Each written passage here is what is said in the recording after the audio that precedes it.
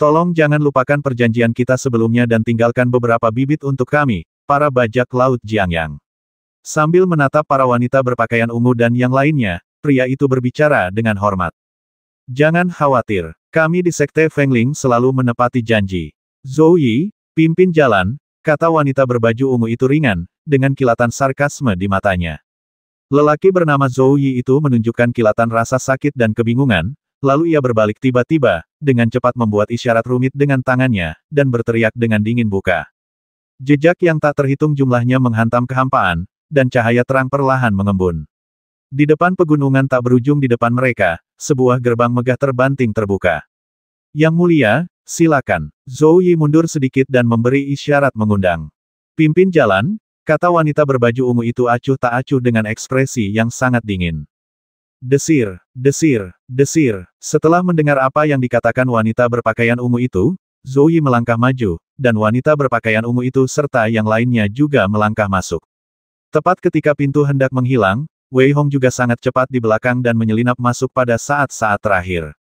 Zhou Yi, kau pengkhianat, kau sebenarnya berkolusi dengan orang-orang Sekte Fengling. Zhou Yi, kami sangat percaya padamu, bagaimana kau bisa melakukan ini? Bagian dalam gerbang itu bagaikan surga, bahkan desa. Namun, ketika Zhou Yi masuk bersama wanita berbaju ungu dan yang lainnya, banyak bandit yang sudah menyadari ada yang tidak beres mulai berteriak keras. Sebenarnya, mereka tidak bisa disebut pejuang. Mereka semua adalah orang tua, orang lemah, perempuan, dan anak-anak. Tempat ini bisa dikatakan sebagai markas para bandit Jiangyang. Namun, saat ini, markas para bandit Jiangyang ditemukan oleh Sekte Fengling. Mendengar sindiran orang-orang ini, Zhou Yi menundukkan kepalanya dan tidak berani menatap mereka lagi.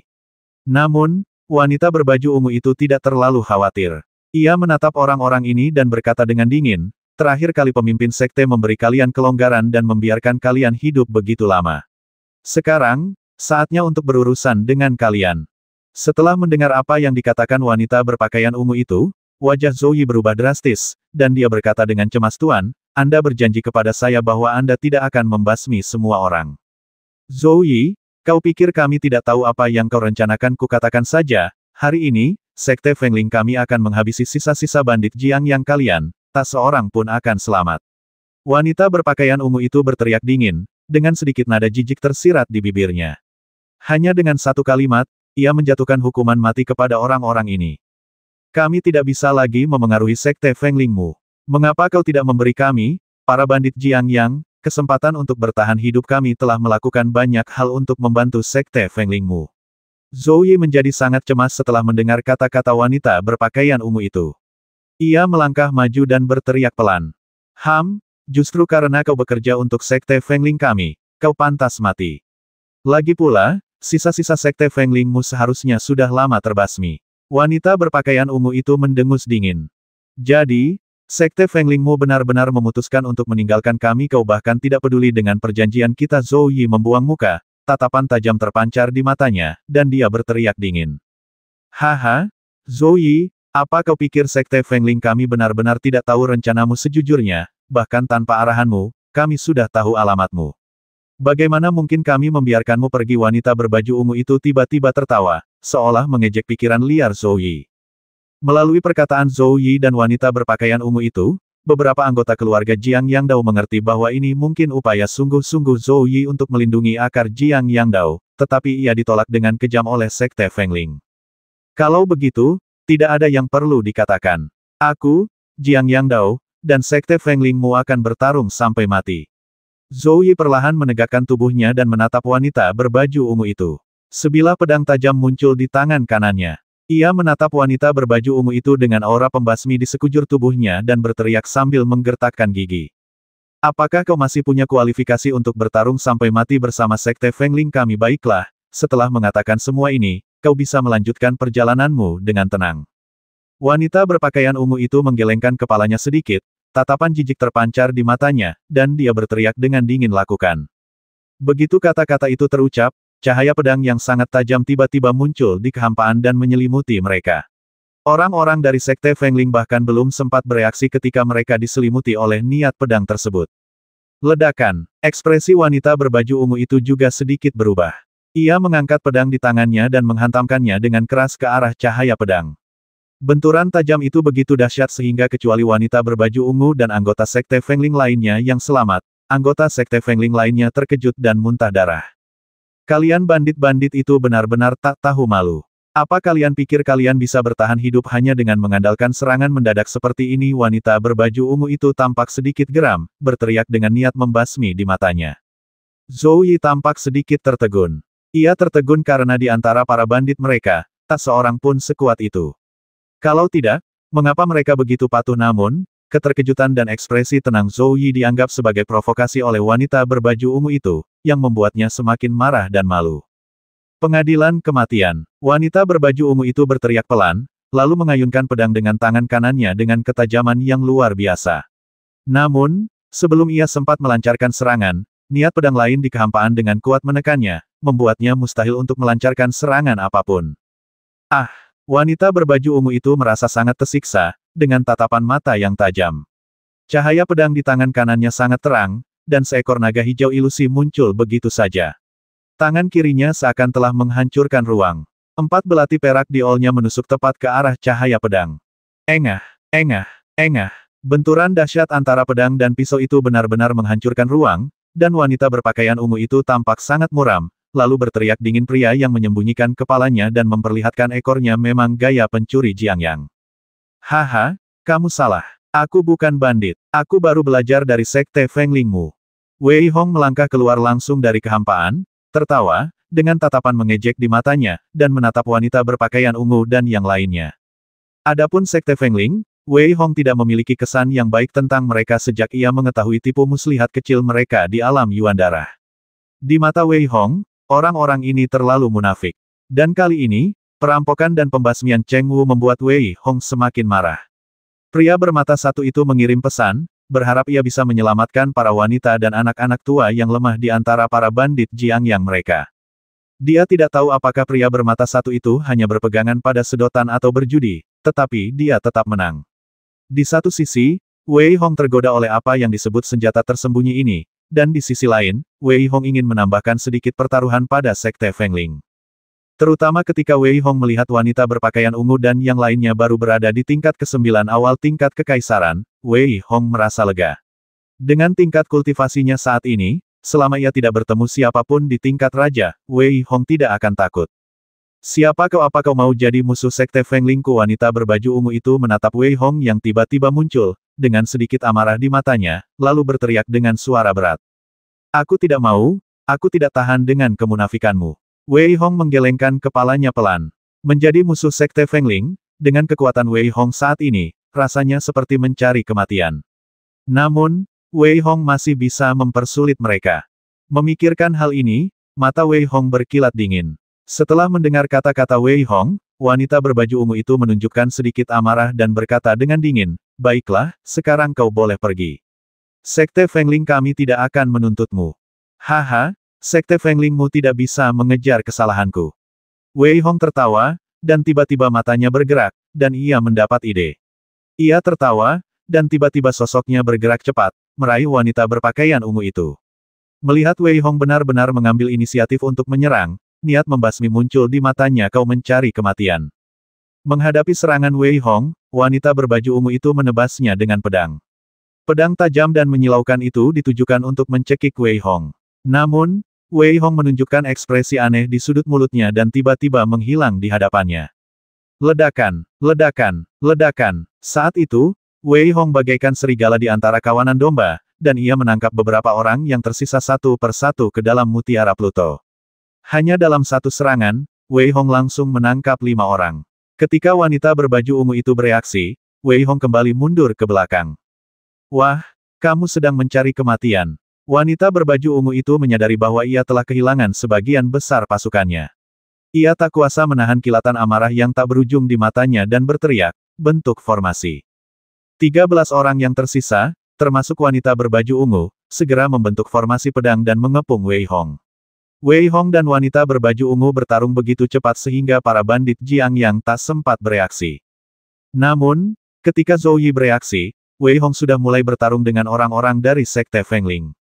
Kultivasi Zhou Yi hanya berada di tingkat ke-8 kaisar. Bahkan seseorang dengan kultivasi setengah langkah raja pun tidak sebanding dengan formasi pedang Sekte Fengling. Karena itu, ia harus segera mundur. Paman, jangan katakan apapun untuk meminta maaf kepadaku. Sekarang, pemuda itu mungkin sudah diatur oleh para tetua, tetapi mereka mungkin tidak dapat menghentikannya. Paman harus segera membawa semua anak-anak itu pergi. Kita, para bandit Jiangyang, tidak boleh bubar. Zhou Yi menghentikan salah satu pria tua itu dan memberi perintah dengan cepat. Ledakan, ledakan, ledakan. Pada saat ini, di ruang sempit itu, pertarungan antara Wei Hong dan Feng Lingzong menyebabkan seluruh ruang bergetar, dan banyak rumah di sekitarnya hancur dan berubah menjadi abu. Serangan sekuat itu membuat para bandit Jiangyang yang tersisa berubah wajah. Mundur, mundur cepat. Dengan serangan seperti itu, Zhou Yi takut ia akan langsung musnah.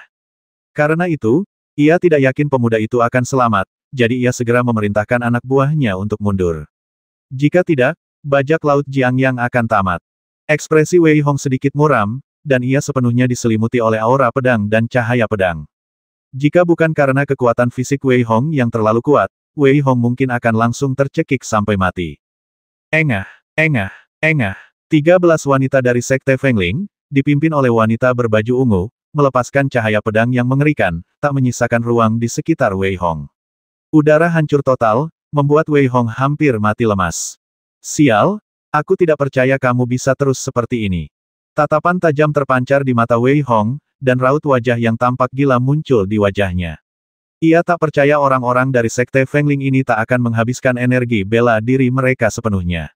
Bunga-bunga spiritual bermekaran satu demi satu dari mutiara Pluto, sehingga Wei Hong tak perlu khawatir akan sesaknya ruang. Pohon pencerahan memungkinkan Wei Hong untuk mencapai pencerahan kapanpun. Ledakan, Wei Hong menatap serangan niat pedang itu, tetapi ia tidak lagi panik. Ia malah mengubah tangannya menjadi tangan yang menutupi langit dan langsung menangkap niat pedang itu. Bagaikan menghancurkan rumput kering dan kayu lapuk, niat pedang itu dengan mudah dihancurkan oleh Wei Hong. Ledakan, intensi pedang lainnya mengenai tubuh Wei Hong, dan pakaian Wei Hong terkoyak berkeping-keping, tetapi ia tampak baik-baik saja dan mengabaikan serangan-serangan ini. Wanita berbaju ungu mengendalikan intensi pedang sementara matanya menunjukkan kecemasan. Ziarah 10.000 pedang. Wajah wanita berbaju ungu itu sedikit memerah dan ia memuntahkan seteguk darah. Setelah berlumuran darah, pedangnya memancarkan warna yang menawan. 12 wanita lainnya melakukan hal yang sama. Pada saat ini, saat mereka melesat maju, naga-naga darah memenuhi udara. Dengan raungan, kilatan petir muncul di kehampaan. Ledakan. Dari kilat itu, muncul campuran berbagai macam niat pedang yang tak terhitung jumlahnya dan melesat langsung ke arah Wei Hong. Bahkan dengan tubuh fana Wei Hong, serangan niat pedang sekuat itu tetap menghempaskan Wei Hong. Kemudian, hanya 13 naga darah yang terlihat menari, dan setiap naga darah berubah menjadi badai yang tak tertandingi. Wus, wus, wus. Bagaikan badai, badai itu mengobarkan badai di seluruh angkasa dan menyelimuti Wei Hong sepenuhnya. Di belakangnya, wanita berpakaian ungu dan yang lainnya bagaikan ribuan cahaya pedang, mengikuti dan mengepung Wei Hong sepenuhnya. Baiklah, cepat basmi para bandit itu. Jangan biarkan satu pun dari mereka pergi, kalau tidak, rencana pemimpin akan hancur. Wanita berbaju ungu itu menatap Wei Hong yang telah dikepung. Ia jelas tidak yakin Wei Hong bisa selamat, jadi ia menatap para bandit yang melarikan diri dengan niat membasmi di matanya dan berkata dengan dingin. Setelah mendengar apa yang dikatakan wanita berpakaian ungu itu, anggota Sekte Fengling lainnya hendak membasmi para bandit Jiangyang. Namun, pada saat itu, terdengar suara yang agak muram. Apakah hanya ini yang mampu dilakukan anggota Sekte Fengling? Apa? Mata wanita berbaju ungu itu menunjukkan ketidakpercayaan, dan ia berbicara dengan suara lirih. Ia menoleh dan melihat Wei Hong ternyata baik-baik saja dan berjalan keluar dengan selamat. Ia sama sekali tidak percaya. Bagaimana mungkin ini terjadi? Banyak prajurit lain memiliki ekspresi yang sama, tetapi, sayangnya, Wei Hong tidak memberi mereka kesempatan untuk merenung. Ia tiba-tiba mengulurkan tangan kanannya, dan gelang Vajra langsung menyedot semua senjata anggota Sekte Fengling saat dilempar. Di bawah tatapan terkejut mereka, ia mengumpulkan semuanya. Hehe, orang-orang ini mungkin berguna saat waktunya tiba. Wei Hong terkekeh, dan ketika melihat para bandit Jiangyang yang sudah berantakan, ia sedikit mengernyit. Orang-orang ini terlalu kurang percaya padanya. Wei Hong tidak memikirkan fakta bahwa ia hanya berada di level ke-6 kaisar. Bagaimana mungkin orang-orang ini percaya padanya? Desir, Wei Hong menghilang dari tempat itu dan mengejar Zhou Yi yang berada di depan. Sambil meraih Zhou Yi, ia berkata dengan suara dingin, kau tidak perlu lari untuk sementara waktu. Orang-orang dari Sekte Fengling tidak akan mengirim siapapun ke sini untuk sementara waktu. Ah! Melihat Wei Hong muncul, Zhou Yi berteriak tak percaya, lalu bertanya dengan tak percaya kau membasmi semua orang dari Sekte Fengling itu. Ya, baiklah. Tidak perlu kabur seperti sedang menghindari kelaparan. Kalau kabur seperti ini, Sekte Fengling akan curiga padamu, dan itu tidak baik. Wei Hong sedikit mengernyit ketika melihat yang lain masih berusaha kabur, lalu berkata. Zhou Yi langsung memahaminya. Setengah jam kemudian, Wei Hong sudah duduk di halaman yang sedikit lebih bersih. Selain Zhou Yi, ada 3 lelaki tua yang duduk di depannya. Namun, melihat penampilan mereka dan merasakan napas kematian yang terpancar dari mereka, Wei Hong tahu dalam hatinya bahwa ketiga lelaki tua ini kemungkinan besar sedang sekarat. Terima kasih atas bantuanmu, anak muda. Kalau tidak, kami, para bandit, akan berada dalam masalah besar. Zhou Yi berbicara lebih dulu, mengungkapkan rasa terima kasihnya kepada Wei Hong, tetapi masih ada tatapan waspada di matanya. Adapun 3 tetua lainnya, mereka jelas bingung dan tidak mempercayai Wei Hong. Saat ini, Wei Hong terlalu malas untuk berdebat dengan mereka. Ia datang ke sini hanya untuk menghindari hati nuraninya yang menentangnya. Karena itu, ia berkata dengan tenang, ini hanya untuk kenyamanan. Meskipun Sekte Fengling tidak akan datang untuk sementara waktu, saya khawatir jika orang-orang dari Sekte Fengling ini tidak kembali untuk melapor, pemimpin sekte mereka pasti akan tahu bahwa sesuatu telah terjadi. Karena itu, kalian harus mencoba bermigrasi. Sambil berbicara, Wei Hong berdiri, mengepalkan tinjunya ke arah yang lain, lalu pergi. Setelah Wei Hong pergi, lelaki tua berpakaian kain itu berkata, Zhou Yi, bagaimana menurutmu? Paman, kurasa dia juga seharusnya punya beberapa ide tentang senjata tersembunyi kita, tapi aku khawatir dia hanya ingin menyelamatkan kita. Zhou Yi berpikir sejenak lalu berkata, ya, sudahlah, sekarang kita harus berhati-hati. Ayo kita pergi, berkumpul kembali, kumpulkan anggota klan kita, dan pergi dari sini. Saat kita kembali, kita harus menyelesaikan masalah ini dengan Sekte Fengling, kata lelaki tua berpakaian kain itu dengan suara berat, dengan niat membasmi yang kuat terpancar di matanya. Paman, kita mau pergi kemana? Tanya Zhou Yi sambil mengerutkan kening, matanya berkilat khawatir. Kita tak punya pilihan selain kembali. Nenek moyang kita memberontak hanya untuk memperkuat garis keturunan kita di luar sana. Tapi sekarang, hanya sedikit dari kita yang tersisa. Sudah waktunya untuk kembali, gumam lelaki tua berpakaian sipil itu dengan sedikit nostalgia di matanya. Paman, apakah kita benar-benar ingin kembali? Tanya Zhou Yi dengan suara lirih, matanya dipenuhi ketakutan. Haha, kalau kita tidak kembali, kemana lagi kita bisa pergi? Ayo kita kembali. Lagi pula, darah di tubuh kita murni. Meskipun kita tidak punya banyak potensi, sudah waktunya memberi anak-anak ini masa depan yang cerah. Pria tua berpakaian sipil itu tersenyum pahit dan berkata, meskipun tidak mendapatkan apa yang disebut senjata tersembunyi, Wei Hong tidak tampak kecewa. Hal semacam ini tidak bisa dipaksakan. Alasan dia datang ke sini hanyalah untuk menghilangkan rasa bersalahnya. Lagi pula, pria bermata satu itu telah memberitahunya bahwa ada lebih dari 100 anak, dan jika Wei Hong tidak menyelamatkan mereka, mereka mungkin akan mati. Aku benar-benar tidak mengerti bagaimana kau bisa tahu kalau aku orang baik, dan itulah mengapa kau memintaku datang dan menyelamatkanku. Wei Hong menggelengkan kepalanya sedikit dan tersenyum pahit. Ketika Wei Hong kembali ke Yuncheng, dia baru saja tiba di halaman ketika dia ditangkap oleh pengurus rumah tangga yang gemuk, yang berkata dengan cemas, Nona Cheng Wu telah lama menunggumu, cepatlah datang. Melihat ekspresi pria gemuk itu, Wei Hong menarik tangannya dengan sedikit merinding. Begitu sampai di halaman, ia melihat Cheng Wu yang tampak sangat bahagia. Ia menatap Wei Hong dan berkata dengan gembira, ayo, Wei Hong, kita naik gunung bersama. Baiklah, bolehkah aku naik gunung? Kau seharusnya tahu bahwa aku bukan dari Gua Yunsanmu. Wei Hong tersenyum getir dalam hati. Ia sebenarnya tidak ingin naik Gua Yunsan. Haha, tentu saja boleh. Meskipun kita punya banyak murid di Gua Yunsan, ada juga kultivator independen yang tinggal di Gua Yunsan kita, kata Cheng Wu, lalu menarik Wei Hong keluar. Tunggu, ada juga Bailing. Sambil berbicara, Bailing berlari keluar dengan wajah gembira. Tidak ada yang tahu apa yang dikatakan Cheng Wu kepada Bailing selama 2 hari terakhir. Melihat ekspresi mereka, Wei Hong tidak ragu lagi dan langsung mengikuti Bai Ling, berjalan menuju Gua Yunsan bersama. Karena Yun Cheng terletak di kaki Gua Yunsan, dalam waktu kurang dari setengah hari perjalanan, Wei Hongdang melihat total 18 istana gunung di kejauhan. Istana-istana itu tampak seperti 18 pilar surga dan tampak megah. Ini Gua Yunsan. Bagaimana menurutmu, cukup megah, kan? Haha, gunung kelima adalah tempat puncak Piaoyun kita berada. Wei Hong tampak tertegun. Cheng Wu juga menunjukkan sedikit kebanggaan di matanya dan terkekeh. Sungguh luar biasa. Wei Hong bergumam, meskipun tidak sebanding dengan ratusan warisan di Akademi Yuhua, Wei Hong mengerti bahwa masing-masing dari 18 puncak ini mungkin tidak lebih lemah daripada warisan apapun di Akademi Yuhua. Faktanya, fondasi Gua Yunsan jauh lebih kuat daripada fondasi Akademi Yuhua. Terbang dilarang di Gua Yunsan, jadi ketika mereka tiba di gerbang gunung, Cheng Wu membawa Wei Hong bersamanya. Kedua penjaga gerbang gunung melihat Cheng Wu dan segera menghampirinya serta menyapanya dengan hormat. Di saat yang sama, mereka menatap Wei Hong dengan ekspresi yang agak aneh. Apa yang kalian lihat keluar dari sini? Melihat orang-orang ini, Cheng Wu tidak mau menatap mereka dengan baik, jadi dia mengerutkan kening dan berteriak kepada mereka. Setelah mendengar omelan Cheng Wu, mereka berdua tidak merasa kesal, malah pergi dengan senyum lebar. Namun, mereka menatap Wei Hong dan bergumam sendiri.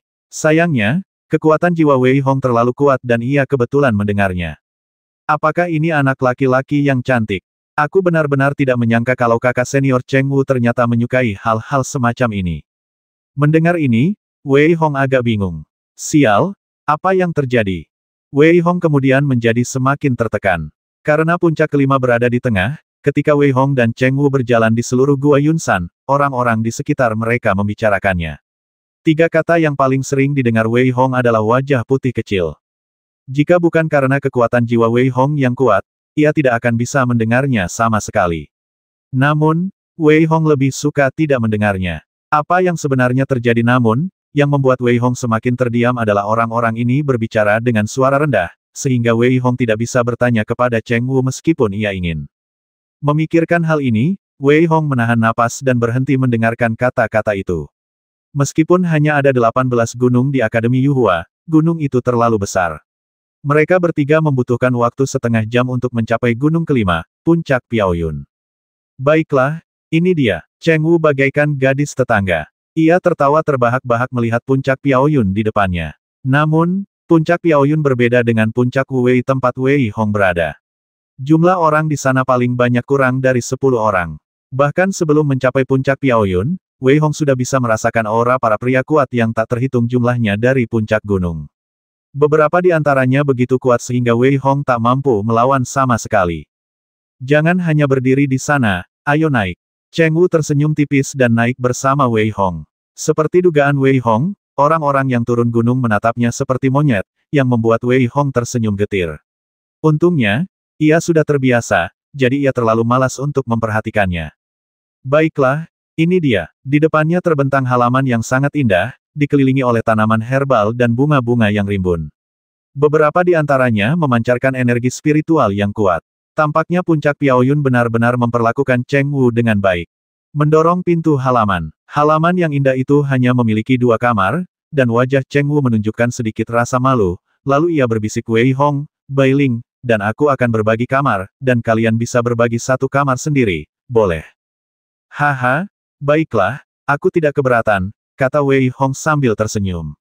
Dia tidak bisa sekamar dengan Bai Ling atau Cheng Wu. Baiklah, istirahatlah dulu. Aku akan memberi tahu Tuan. Nanti kalau aku kembali, aku akan menceritakannya lebih rinci. Saat dia berbicara, Cheng Wu sudah kehabisan tenaga. Wah, kupikir fisik Cheng Wu juga seharusnya fisik yang istimewa. Bagaimana, kau tertarik? Saibo berjalan keluar dari Mutiara Pluto sambil tersenyum. Diam di situ. Dan apa yang kau lakukan pada para wanita dari Sekte Fengling itu? Kenapa aku mendengar raungan marah dari dalam? Mendengar kata-kata jahat Cyber, Wei Hong berkata dengan nada kesal. Hehe, tentu saja mereka akan dipaksa kerja paksa. Dan nak, kau harus hati-hati. Aku belajar dari ingatan para wanita ini bahwa pemimpin Sekte Fengling mungkin sedang merencanakan sesuatu. Jika Pulau Naga Darah dan Gua Yunsan dihancurkan saat itu juga, sebaiknya kau pikirkan jalan keluarnya. Seber tersenyum, lalu berkata dengan sungguh-sungguh. Kebaikan. Setelah mendengar apa yang dikatakan Seber, Wei Hong merasa sedikit kedinginan, kilatan cahaya melintas di matanya, dan ia langsung menghampiri Mutiara Pluto. Namun, ketika melihat ke-13 wanita itu, terutama wanita berpakaian ungu, yang semuanya sedang memurnikan pil, Wei Hong ketakutan. Yang membuatnya semakin terdiam adalah ke-13 orang ini semuanya tidak mengenakan pakaian, duduk bersila seperti wanita telanjang, yang membuat Wei Hong menelan ludah. Apa yang sedang kau lakukan? Wei Hong bertanya kepada Seber dengan suara dingin. Hehe, orang-orang ini lebih keras kepala daripada yang lain, jadi aku harus menjinakkan mereka. Siapapun yang gagal memurnikan ramuan itu akan lupa memakai baju. Kalau mereka berani berteriak lagi, aku akan menjual mereka ke sarang bandit. Saibo terkekeh, dan Wei Hong bisa dengan jelas merasakan bahwa begitu Saibo berbicara, para wanita dari Sekte Fengling bergidik ngeri, yang membuat Wei Hong terdiam. Ia hanya berharap Saibo tidak bertindak terlalu jauh. Ngomong-ngomong, bagaimana dengan trik yang dilakukan oleh pemimpin Sekte Fengling yang kau sebutkan? Wei Hong sedikit mengernyit. Awalnya, masalah ini tidak ada hubungannya dengan dirinya, tetapi melihat situasi saat ini, ia khawatir ia tidak akan bisa meninggalkan Sekte Fengling untuk sementara waktu. Dalam hal ini, ia tentu harus tahu apa yang sedang direncanakan oleh orang-orang Sekte Fengling. Tanyakan saja pada Xiao Zi, dia akan memberitahumu, kata Saibo sambil menunjuk salah satu wanita berambut panjang. Xiao Zi. Wei Hong melihat ke arah kaki guk-guk Saibo dan melihat bahwa wanita itu tak lain adalah wanita berpakaian ungu dari Sekte Fengling. Wei Hong merasa sakit kepala. Saibo ini benar-benar tahu cara memberi nama. Saat ini, wanita bernama Xiao Zi itu dipenuhi kesedihan dan kemarahan di matanya, dan tidak berbicara sepatah kata pun. Bang! Entah sejak kapan Sep memegang cambuk. Ia mencambuk perempuan itu begitu keras hingga ia terjatuh. Di saat yang sama, ia berteriak, Jalang, kau harus sadar akan keadaanmu. Dengar, kau harus mendengarkanku. Bahkan jika aku memintamu tidur denganku, kau harus melakukannya dengan patuh. Dahi Wei Hong menghitam, guk-guk mati ini sungguh tidak bisa diandalkan. Saat itu, dia melihat Xiao Zi gemetaran. Kemudian, dia berkata dengan niat membasmi, Sekte Fengling kami tidak akan membiarkanmu pergi. Ketua Sekte pasti akan membalaskan dendamku. Ledakan, ia ingin menghancurkan dirinya sendiri, tetapi, jelas, ia tak punya kesempatan sama sekali. Seber telah menyegel meridiannya dengan air neraka. Mendengar kata-katanya, Seber membentak, tetapi dengan lambaian tangan kanannya yang ringan, ia langsung mengisolasi 12 orang yang tersisa. Sekarang, aku akan menunjukkan kepadamu apa yang terjadi jika kamu tidak mematuhiku. Saibo tersenyum dingin, lalu melambaikan tangan kanannya dengan lembut. Zhang Dabiao dan yang lainnya langsung berjalan keluar. Melihat Saibo, Zhang Dabiao seperti melihat hantu, dan berkata dengan gemetar kau, apa lagi yang ingin kau lakukan? Aku tidak melakukan apapun padamu, kenapa kau terlihat seperti itu? Melihat ekspresi Zhang Dabiao, Saibo mencambuknya dengan cambuk dan berkata sambil terkekeh, wah, aku lihat kau berlatih keras akhir-akhir ini, jadi aku akan memberimu gadis ini sebagai hadiah. Kukatakan padamu, ini adalah tingkat ke-9 kerajaan. Mulai sekarang, dia akan menjadi budakmu. Seber tersenyum muram, dengan tatapan dingin di matanya.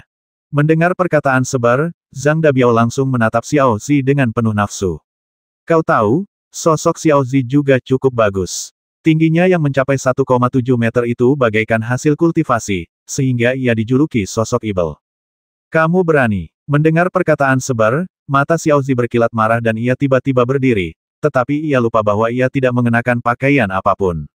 Oleh karena itu, begitu ia berdiri, Zhang Dabiao menerkamnya seperti serigala lapar. Ah!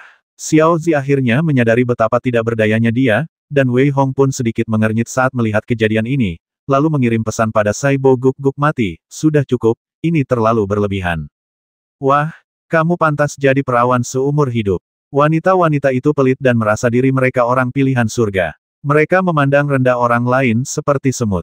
Meskipun mereka ditundukkan oleh kita, mereka sama sekali tidak yakin. Kalau begini, hehe, Paman Gou akan menghancurkan harga diri mereka sedikit demi sedikit. Kurasa mereka tidak punya apa-apa untuk dibanggakan. Saib berkata dengan dingin, seluruh tubuhnya memancarkan aura jahat saat ini. Wah, kalau mantan majikanku, perempuan ini pasti sampah, tapi dia bisa dijadikan budak es asteriska. Dewa Hades pasti sudah menikmatinya sejak dulu. Cuma kau, sampai sekarang, yang masih mempertahankan keperawananmu. Mendengar Seber semakin marah, Wei Hong mengusirnya. Saat itu, hanya terdengar jeritan kesakitan, tetapi Zhang Dabiao tetap melakukannya tanpa mempedulikan orang lain. Wei Hong juga sedikit mengernyit dan berkata langsung sebar, biarkan mereka pergi ke tempat lain. Haha, senangnya menikmati film porno langsung. Saibo tertawa, lalu melambaikan tangannya pelan, mengusir Zhang Dabiao dan Xiao Zi. Saat itu, Saibo menatap 12 orang yang tersisa dan berkata dengan dingin, siapa lagi yang mau mencobanya? Sambil berkata demikian, Seber membuka pintu bagaikan cermin, dan ratusan pria lapar menjerit dan menjerit, membuat para wanita ketakutan hingga wajah mereka memucat. Seber dengan ringan mendorong dan menarik seorang wanita keluar. Tidak, aku akan menceritakan semuanya padamu, aku akan menceritakan semuanya padamu. Setelah mendengarkan kata-kata wanita yang gemetar itu, Wei Hong tersenyum getir dalam hati. Intinya, tak satu pun kata-kata wanita itu berguna. Ia hanya tahu bahwa pemimpin sekte mereka diam-diam memperingatkan mereka untuk tetap berhubungan dengan dua kekuatan besar lainnya dan menyusup ke sana. Pulau Naga Darah dan Gua Yun San tak jauh dari kehancuran. Wei Hong terlalu malas untuk bertanya tentang sisanya, tetapi ia memperingatkan Saibo dasar guk-guk mati, jangan lakukan hal-hal seperti ini lagi, itu menjijikkan. Haha, menjijikkan ketika kau benar-benar, kau akan tahu bahwa ini bukan menjijikkan, melainkan kenikmatan terbesar di dunia. Melihat ekspresi Saibo yang sombong dan angkuh, Wei Hong tak kuasa menahan diri untuk mengumpat dengan marah, kau guk-guk mati, kau tahu banyak, apa kau masih mencintai guk-guk? Kalimat ini membuat Seber terdiam, dan Wei Hong pun keluar dari Mutiara Pluto. Ia masih perlu menyelidiki masalah ini dengan saksama. Terlebih lagi, jika ia gegabah memberitahu Cheng Wu sekarang, ia takut Cheng Wu hanya akan menganggapnya sebagai lelucon. Tepat saat Wei Hong tengah berpikir, sebuah suara agak marah terdengar dari luar wajah putih kecil, keluarlah dari sini. Mendengar suara itu, Wei Hong pun geram, orang pembawa sial, apa ini akan berakhir? Ia tiba-tiba berdiri. Ketika keluar, ia melihat 3 orang di depannya, menatapnya dengan arogan. Pria berbaju putih itu menatap Wei Hong lebih tajam, dengan iri, cemburu, benci, marah, dan ekspresi-ekspresi lain yang sangat menggerakkan, semuanya terpancar dari matanya. Ia dipenuhi dengan niat membasmi dan aura yang kuat. Di belakangnya, sebuah pedang besar tersembunyi. Ia menatap Wei Hong dan berteriak dingin, kaukah anak secantik itu? Bersambung. Kamu anak laki-laki cantik yang mana? Mendengar kata-kata pria berbaju putih di depannya, Wei Hong benar-benar murka. Ia menatapnya dengan dingin dan berkata dengan ringan, aku pamanmu. Nak, kau cari mati saja. Aku lupa memberitahumu bahwa aku Wang Dacui, murid puncak Yuze, puncak ke-6. Aku tak pernah menyangka adik Cheng Wu akan jatuh cinta pada pemuda tampan sepertimu. Sekarang, berlututlah, bersujud, dan minta maaf, lalu segera pergi dari sini. Jangan biarkan aku melihatmu lagi. Aku tidak akan membasmimu. Adik Cheng Wu peduli pada seseorang. Jika aku membasmimu, adik Cheng Wu pasti akan membenciku. Pria berbaju putih itu menatap Wei Hong dengan jijik, seolah-olah sedang melihat serangga kecil. Ada kilatan kesombongan di matanya. Rasanya terlalu malu untuk berbicara sepatah kata pun kepada Wei Hong. Setelah mendengar apa yang dikatakan Wang Dacui, Wei Hong tiba-tiba tertawa, menatapnya, dan berkata, maaf, aku sudah berjanji pada adikmu Cheng Wu hari ini untuk menghangatkan tempat tidurnya. Yah, kau tahu, menjadi gigolo zaman sekarang itu tidak mudah. Kau harus mengurus semuanya. Nak, kau mencoba memprovokasiku. Apa kau benar-benar ingin mati? Mata Wang Dacui berkilat penuh niat membasmi. Setelah mendengar kata-kata Wei Hong, ia tak bisa lagi mengendalikan diri. Ia melangkah maju, dan seluruh bumi seakan diinjaknya dengan ringan. Suara gemuruh itu membuat jantung Wei Hong serasa berhenti berdetak.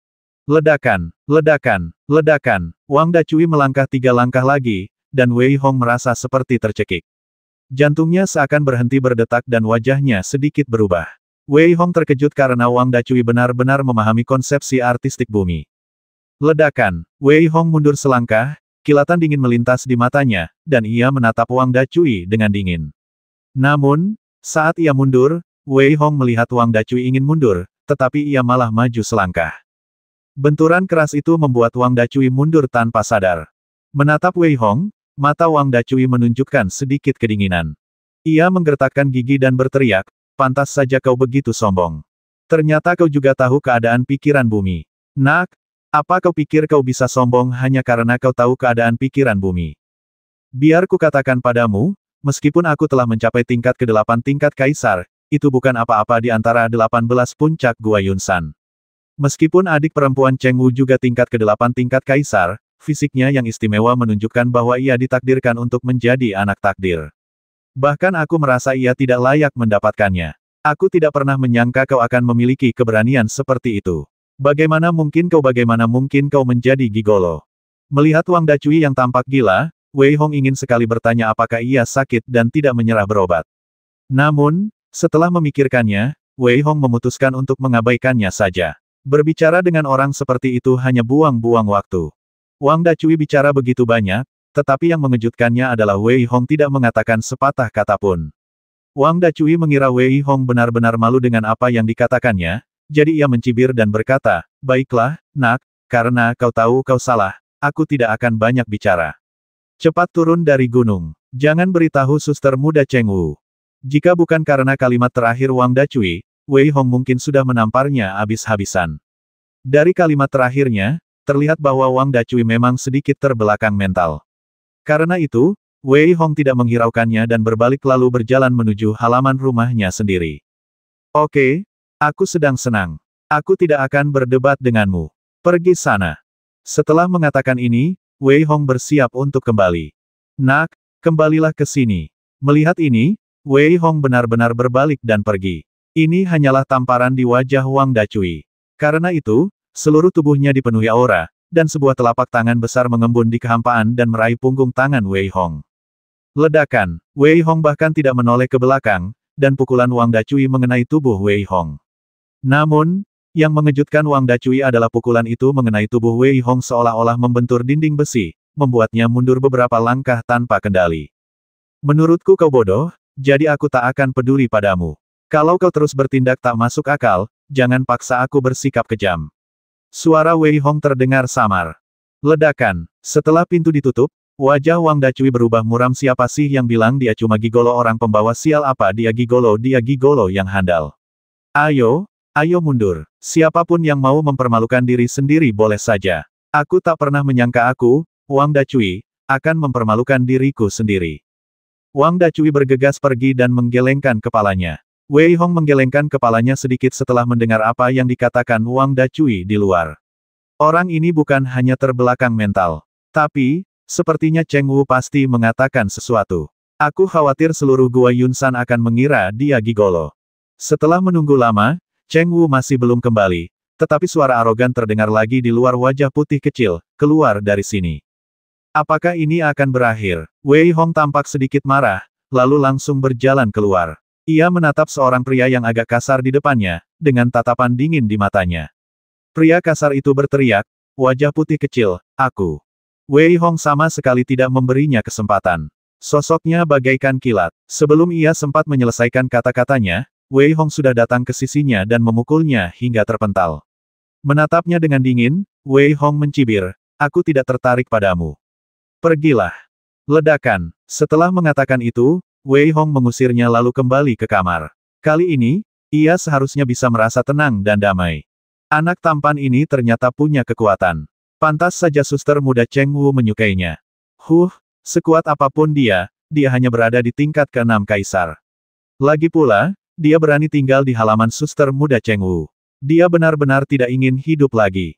Benar sekali, aku baru saja mendengar apa yang dikatakan Wang Dacui, hanya saja kekuatan fisiknya sedikit lebih kuat. Tunggu saja, anak ini akan segera menangis. Meskipun Wei Hong ada di halaman, banyak prajurit telah berkumpul di luar halaman. Para prajurit ini sedang memandangi rumah Wei Hong dan membicarakan sesuatu. Pada saat itu, tiba-tiba, hawa dingin yang kuat melanda. Ternyata Han Ruoiwei. Aku tidak menyangka Han Ruoiwei juga akan datang. Hehe, kali ini, bocah tampan ini celaka. Semua orang tahu kalau kultivasi Han Ruoiwei sudah mencapai tingkat ke-9 kaisar. Kudengar dia sedang menembus tingkat setengah langkah kaisar. Kita lihat saja seberapa sombongnya bocah tampan ini kali ini. Ketika mereka melihat seorang pria yang tampak sedingin es berjalan ke arah mereka dari belakang, berpakaian hitam, ia tampak memancarkan hawa dingin yang membuat orang-orang tanpa sadar mundur beberapa langkah. Pria itu tak lain adalah Han Ruoiwei, seorang murid puncak Piaoyun. Ia melangkah maju dan tiba di gerbang halaman Cheng Wu, tetapi ia tidak berkata apa-apa. Ia hanya menatap ke depan dengan acuh tak acuh. Saat Wei Hong berlatih sendirian, pikirannya tiba-tiba terguncang. Ia menarik kepalanya erat-erat, tetapi sedikit rasa dingin muncul di sudut mulutnya. Beraninya kau menggunakan serangan jiwa, apa kau tidak tahu bahwa aku leluhurmu?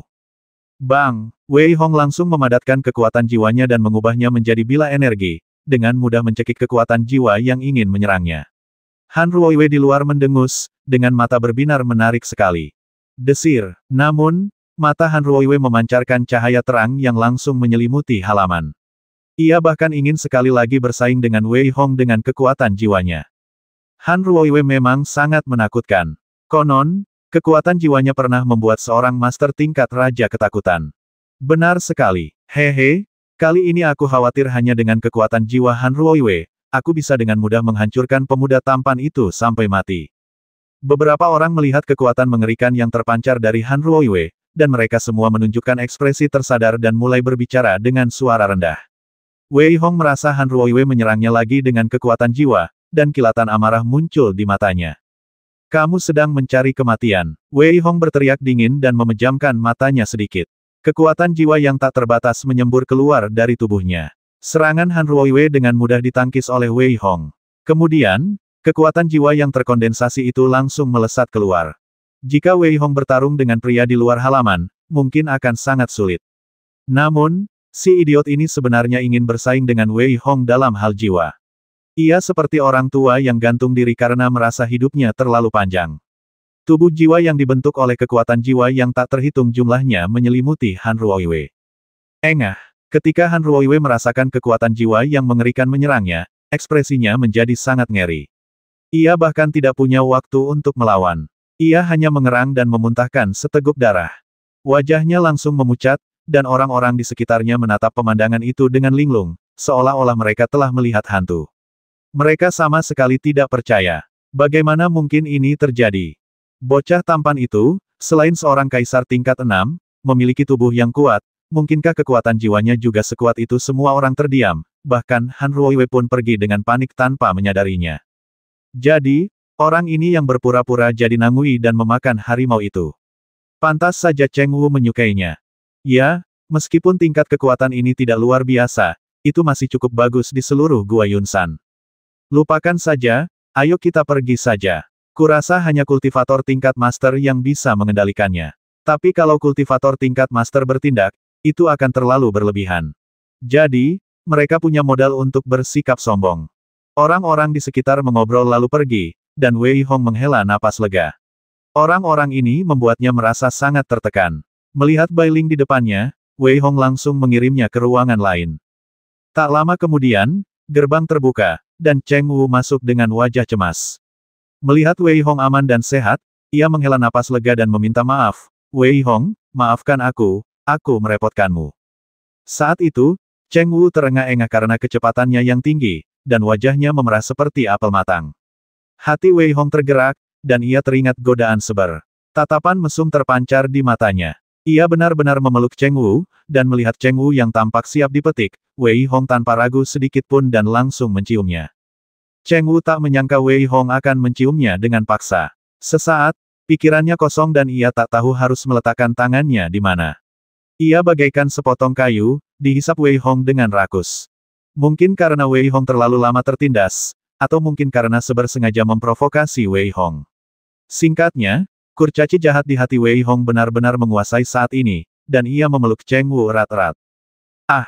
Tiba-tiba, Cheng Wu merasa dadanya rentan. Ternyata Wei Hong telah merobek baju Cheng Wu dengan kasar menggunakan kedua tangannya. Tubuh bagian atasnya tiba-tiba terasa dingin, yang membuat ekspresi Cheng Wu berubah drastis. Ia bereaksi dan mengerahkan energi bela dirinya untuk mendorong Wei Hong dengan telapak tangan. Ledakan, Wei Hong lengah dan terkena pukulan Cheng Wu dengan kekuatan penuh. Darah muncrat dan seluruh ruangan terdistorsi. Ia jatuh tersungkur ke tanah, dan tanah hancur berkeping-keping. Cheng Wu menyesali saat ia melepaskan pukulan itu. Seteguk darah kembali menyembur keluar, Wei Hong tersenyum dan menangis. Apa yang terjadi padanya mungkinkah, seperti kata seber, alam bawah sadarnya sebenarnya lebih jahat. Wei Hong, maafkan aku hanya. Cheng Wu teralihkan sejenak, lalu bereaksi. Ia tak peduli tubuh telanjangnya terekspos, dan segera membantu Wei Hong berdiri. Ia berkata dengan wajah agak memerah.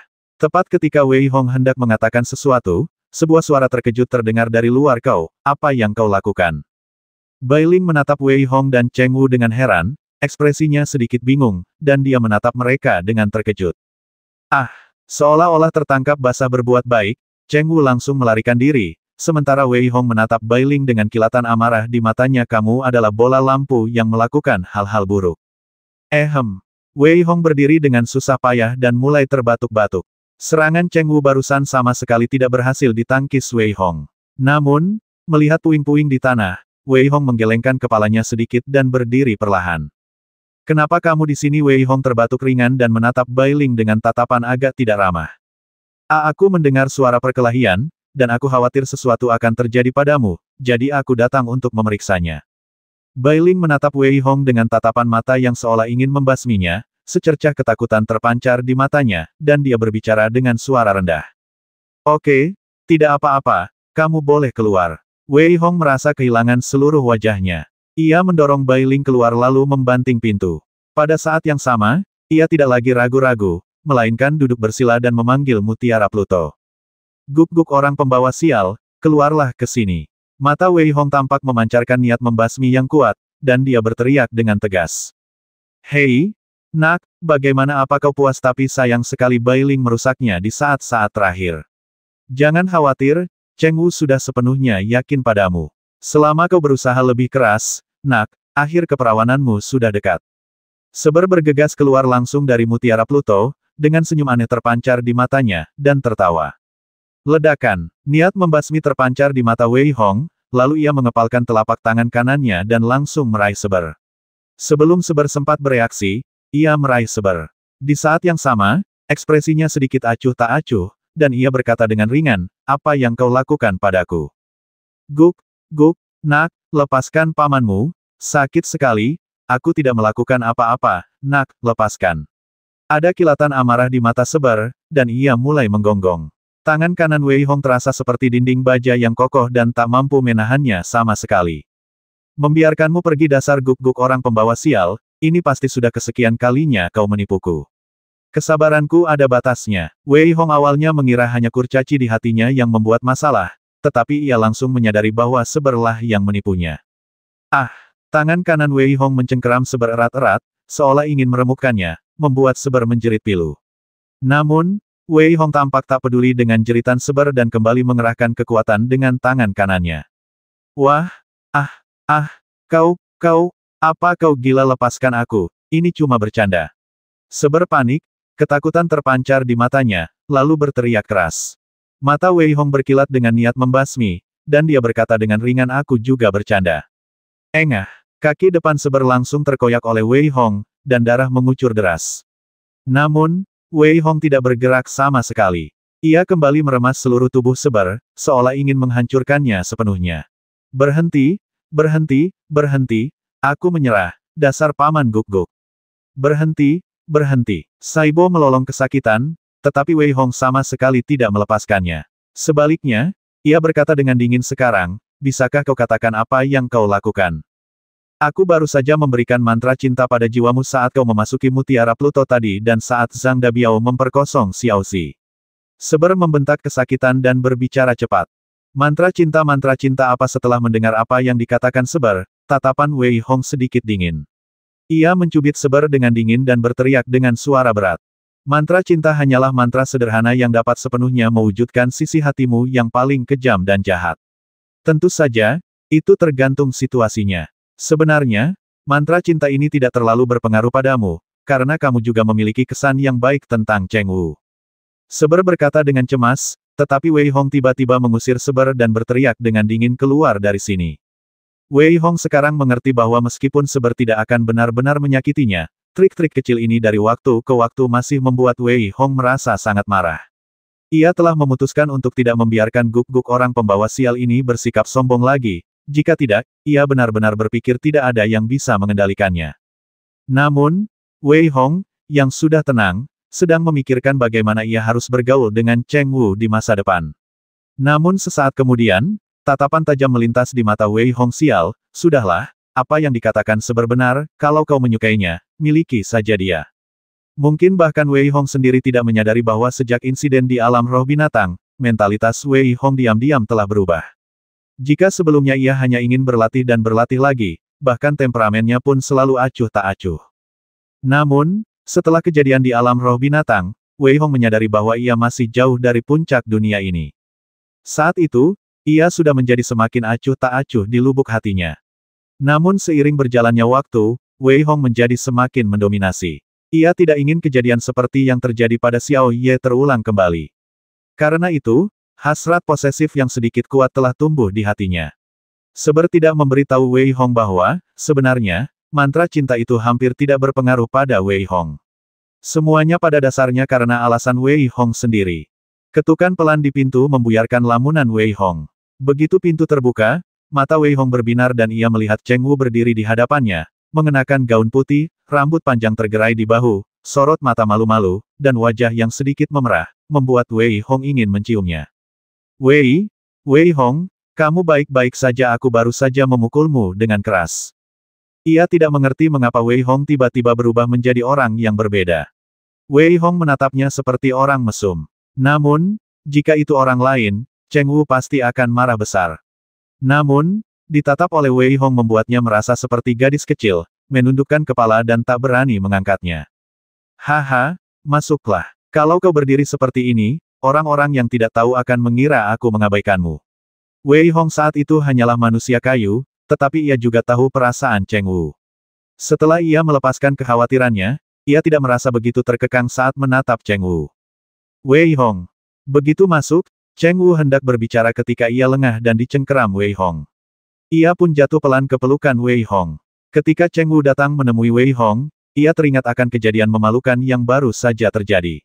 Saat itu, ia bahkan tak berani membuka mata, dan yang terdengar hanyalah suara napas terengah-engah.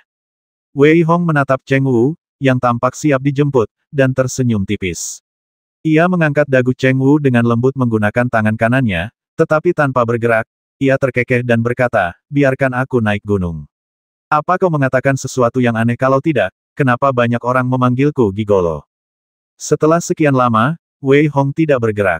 Ketika Cheng Wu hendak membuka matanya, ia mendengar kata-kata Wei Hong dan rasa malu di wajahnya semakin kuat.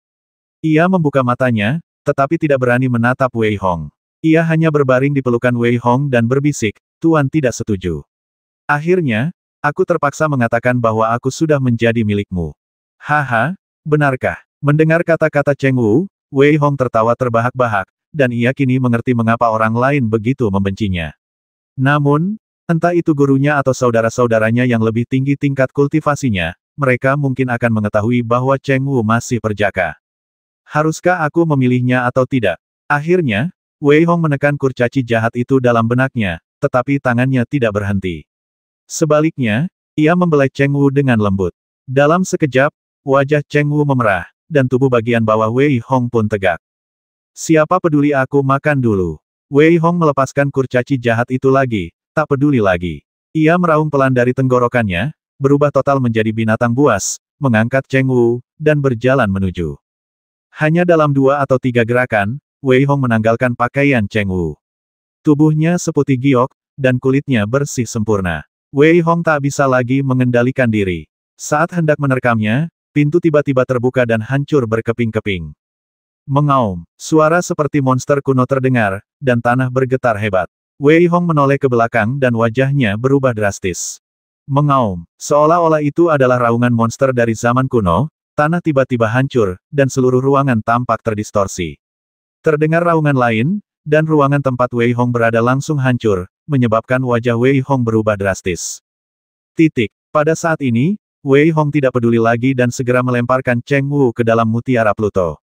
Pada saat yang sama, ia melayang ke langit, dan menatap monster di depannya, ia merasakan kulit kepalanya kesemutan. Monster di depannya sangat besar, dengan pola biru pucat misterius tersembunyi di bulunya yang seputih salju.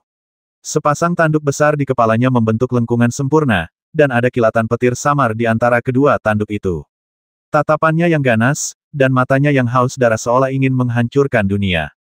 Mengaum. Dengan raungan, sayap monster raksasa itu mengepak dengan keras. Halaman di bawahnya langsung hancur berkeping-keping dan lenyap dalam kehampaan. Raungan itu mengguncang langit, bagaikan seberkas cahaya, menembus langit dalam sekejap. Seluruh puncak Piaoyun, bahkan seluruh Gua Yunsan, terasa bergetar. Saat itu, Wei Hong menatap tatapan mata monster yang garang dan bingung di bawah, lalu berkata dengan suara lirih Bailing. Omong kosong, kalau bukan Bailing, siapa lagi yang begitu nekat datang ke sini untuk melawan murid-murid puncak Piaoyun? Wei Hong akhirnya bereaksi, tetapi seber merangkak entah dari mana, dengan sedikit rasa jijik di matanya, dan berteriak dengan suara dingin. Melihat paha Sep yang telah dipatahkannya kembali normal dan dia sangat bangga akan hal itu, Wei Hong tersenyum dingin. Kurasa kau sedang mencari kematian lagi. Nak, berhenti bicara omong kosong dan pikirkan cara menaklukkan Bailing. Binatang buas Bai Ze punya banyak cara untuk menyerang. Melihat Wei Hong sama sekali tidak menganggapnya serius, wajah Seber berubah dan ia berteriak dengan tegas. Sebenarnya, apa yang dikatakan Seber benar. Meskipun Bailing di depannya tampak menakutkan, ia hanya berada di level ke-9 tingkat kaisar. Wei Hong tidak menganggapnya serius. Namun, setelah mendengar apa yang dikatakan Seber, Wei Hong sedikit mengernyit. Desir, desir. Pada saat ini, Bailing di bawah, yang juga telah berubah menjadi seekor binatang dewa besar, tiba-tiba meraung, dan benar-benar menyemburkan benda-benda yang tampak seperti jimat dari mulutnya, yang seketika meledak di udara. Engah, engah, engah. Tepat pada saat ledakan, api terbentuk dan menjerat Wei Hong. Merasakan momentum dahsyat yang terbentuk dari ledakan jimat itu, tatapan Wei Hong sedikit berubah. Konon, klan Bai Ze bisa menyerang dengan jimat. Sungguh pantas dengan reputasinya. Seber meninggalkan pengepungan lebih awal dan berkomentar santai sambil mengangguk. Namun, tak lama kemudian, raut wajah Seber sedikit berubah, namun senyum aneh tersungging di matanya, dan ia tersenyum tipis. Nak, selanjutnya, biar kulihat bagaimana kau menghadapinya. Bagaimana mungkin? Apa yang terjadi? Monster apa itu? Ya ampun, ternyata itu binatang suci Bai Ze. Bukankah katanya binatang suci Bai Ze hanya ada di dunia roh binatang, kok bisa ada di sini? Tidak, monster Bai Ze konon katanya monster yang paling jinak. Kenapa monster Bai Ze ini kelihatan gila? Di sekelilingnya, sosok-sosok dengan cepat berdatangan ke lingkungan sekitar, memandang binatang suci Bai Ze dengan sedikit ngeri dan membicarakannya. Kenapa aku tidak bisa bertemu suster muda Cheng Wu? Kejadian besar seperti ini sudah terjadi, dan Cheng Wu tinggal di sini, bagaimana mungkin suster muda Cheng Wu tidak muncul? Tiba-tiba, mata seorang prajurit berkilat terkejut, lalu dia mengerutkan kening dan bertanya. Sekarang setelah kau menyebutkannya, sungguh mengejutkan. Suster muda Cheng Wu, kenapa dia belum muncul juga? Tanya orang lain dengan lembut. Saat ini, Cheng Wu, yang berada di Mutiara Pluto, telah mengeluarkan sepotong pakaian dari cincin penyimpanan dan mengenakannya. Ia tentu saja dapat mendengar percakapan di luar, tetapi ia tidak tahu bagaimana cara keluar. Oleh karena itu, ia hanya bisa menunggu Wei Hong menyelesaikan masalahnya sebelum keluar. Memikirkan kejadian tadi, jika Bailing tidak menghancurkannya, ia mungkin bisa melakukannya. Memikirkan hal ini, telinga Cheng Wu memerah. Ia tak berani memikirkannya lagi. Merasakan kekuatan mengerikan di luar, ia mulai mengkhawatirkan Wei Hong. Wei Hong tampak agak malu saat ini. Ledakan ini memang selalu tipuan, tetapi sekarang Bailing cukup mahir. Satu demi satu jimat tampaknya merupakan kutukan kematian, membuat Wei Hong tak berdaya melawannya. Engah, Wei Hong memuntahkan seteguk darah, tetapi ia tak punya pilihan lain. Jelas Bailing di depannya sudah gila. Wei Hong tak berani menggunakan bom peledak langit, kalau tidak, Bailing akan berada dalam masalah. Wei Hong pasti akan semakin terdiam. Oleh karena itu, Wei Hong hanya bisa bersembunyi di sana-sini dengan agak malu. Ia bahkan tidak berani melawan dengan kekuatan fisik. Seiring berjalannya waktu, Wei Hong dapat dengan jelas merasakan bahwa serangan Bailing telah melemah. Ledakan. Tiba-tiba, Bailing, yang sedang bertarung melawan Wei Hong di kehampaan, jatuh. Raut wajah Wei Hong sedikit berubah, dan ia buru-buru menginjak kehampaan dan menyerbu Bailing. Saat Bailing jatuh, monster Bai Ze yang besar itu kembali muncul. Wajah Bailing menunjukkan rasa sakit saat ini, seolah-olah ia sedang mengalami penderitaan yang luar biasa. Wei Hong menatap kekacauan di bawah, lalu menggelengkan kepala dan tersenyum getir. Di bawah, para penonton menatap Bailing di tangan Wei Hong dengan mata membara. Binatang buas Bai Ze adalah binatang yang diberkati. Dapat dikatakan bahwa bukan hanya kultivasi, tetapi bahkan pertemuan pun akan 2 kali lebih efektif dengan setengah usaha. Tepat saat Wei Hong mengerutkan kening, sesosok berpakaian hijau melangkah keluar, dengan raut wajah bangga, tetapi matanya berkilat penuh gairah. Ia menatap Bailing dalam pelukan Wei Hong seolah sedang melihat harta karun langka, dan berkata kepada Wei Hong dengan nada meremehkan, turunkan binatang buas Bai Ze itu, kau boleh pergi. Cek, aku tidak menyangka Ren Yuehua akan menjadi orang pertama yang bertindak. Dia baru saja mencapai tingkat setengah langkah raja, jadi wajar saja dia ingin membangun otoritasnya. Lagi pula, jangan bilang kau tidak tergoda oleh binatang buas Bai Ze ini. Benar sekali, ini benar-benar tawaran yang menguntungkan bagi Ren Yuehua. Dengan langkah Ren Yuehua, aku khawatir yang lain tidak akan memperjuangkannya. Omong kosong, Ren Yuehua sebelumnya hanya bisa dianggap sebagai murid inti, tetapi mencapai tingkat setengah langkah raja hampir seperti naik ke surga dalam satu langkah. Semua orang harus memberinya poin. Melihat pria berbaju hijau itu muncul, yang lain pun berbisik, dan kata-kata itu kebetulan sampai ke telinga Wei Hong. Melihat Ren Yuehua di depannya, tingkat kultivasi yang samar-samar terlihat di tubuhnya juga membuat Wei Hong sedikit mengernyit. Apa kamu tidak dengar apa yang kukatakan? Melihat Wei Hong terdiam, Ren Yuehua menunjukkan sedikit rasa jijik di sudut mulutnya. Ia berteriak pelan, mengungkapkan niat membasmi yang kuat dalam kata-katanya, dan auranya semakin kuat. Ia menatap Wei Hong dengan ringan, aku telah memberimu kesempatan. Dengan kekuatanmu saat ini, jika aku ingin membasmimu, itu seperti membasmi serangga busuk. Karena kau ingin mati, aku akan mengabulkan keinginanmu. Apa kau benar-benar berpikir kau memenuhi syarat hanya karena mengalahkan beberapa murid inti sampah dari Gua Yunsan kita? Kata-kata Ren Yuehua sangat tenang, seolah-olah ia hanya membicarakan hal sepele. Namun, meskipun ia mengatakan bahwa murid inti itu sampah, tidak ada yang keberatan. Lagi pula, ketika seseorang mencapai tingkat setengah langkah raja, ia hampir melangkah ke alam surgawi. Lupakan saja, aku akan mengantarmu. Ren Yuehua menggelengkan kepalanya pelan, dan begitu kata-kata itu terucap, seluruh auranya menjadi sangat ganas, dan matanya seakan memancarkan cahaya pedang yang tajam dan menyilaukan, hampir membelah ruang menjadi dua. Kalau hanya itu, semuanya akan baik-baik saja. Aura mengerikan yang tak berujung itu benar-benar menekan Wei Hong, membuatnya tak bisa bergerak. Saat itu, ekspresi Wei Hong sangat garang. Ia membawa Bailing pergi. Di saat yang sama, melihat tekanan yang begitu besar, ia bertekad untuk melawan. Engah, Wei Hong terlihat terhempas oleh dorongan ringan Ren Yuehua. Wajah Wei Hong berubah sangat buruk. Apakah ini kekuatan seorang raja setengah langkah? Sepertinya kau punya harta karun luar angkasa. Kalau begitu, aku akan menerimanya dengan senang hati. Melihat binatang buas Bai Ze, ia menghilang dalam sekejap mata. Mata Ren Yuehua bergerak, lalu ekspresinya sedikit bersemangat. Bahkan ia tidak memenuhi syarat untuk memiliki harta karun ruang angkasa, dan pria di depannya hanya berada di tingkat ke-6 tingkat kaisar. Bagaimana mungkin ia memenuhi syarat untuk memilikinya? Memikirkan hal ini, momentum Ren Yuehua menjadi semakin ganas, dan tangan kanannya yang terkondensasi berubah menjadi telapak tangan yang besar, mencoba meraih Wei Hong di tangannya. Berhenti, Ren Yuehua, apa yang ingin kamu lakukan? Ekspresi Cheng Wu sedikit marah. Cheng Wu, yang baru saja keluar dari Mutiara Pluto, tampak sangat marah saat ini. Ia berteriak keras dan di saat yang sama, tiba-tiba berdiri di depan Wei Hong, membuat serangan Ren Yuehua langsung terhenti. Ledakan, serangan mengerikan itu ditampar ke udara oleh Ren Yuehua. Menghadapi Cheng Wu yang marah, Ren Yuehua justru menunjukkan raut malu dan memaksakan senyum. Adik Cheng, kau salah paham. Anak ini telah menghancurkan tempatmu seperti ini. Aku hanya ingin menangkapnya dan menyerahkannya ke balai hukuman untuk dihukum. Keluar dari sini. Apa hubungannya denganmu lagi pula? Kau dari puncak Centu benar-benar ikut campur dalam urusan orang lain. Kau bahkan ikut campur dalam urusan puncak Piaoyun kami. Kukatakan padamu, masalah ini belum selesai. Ekspresi Cheng Wu sangat galak, terutama ketika melihat Wei Hong tampak terluka, ia menggertakkan gigi dan mengumpat. Nak, hari ini aku akan melepaskanmu demi adik Cheng. Kau benar-benar anak laki-laki tampan yang hanya bisa bersembunyi di balik perempuan.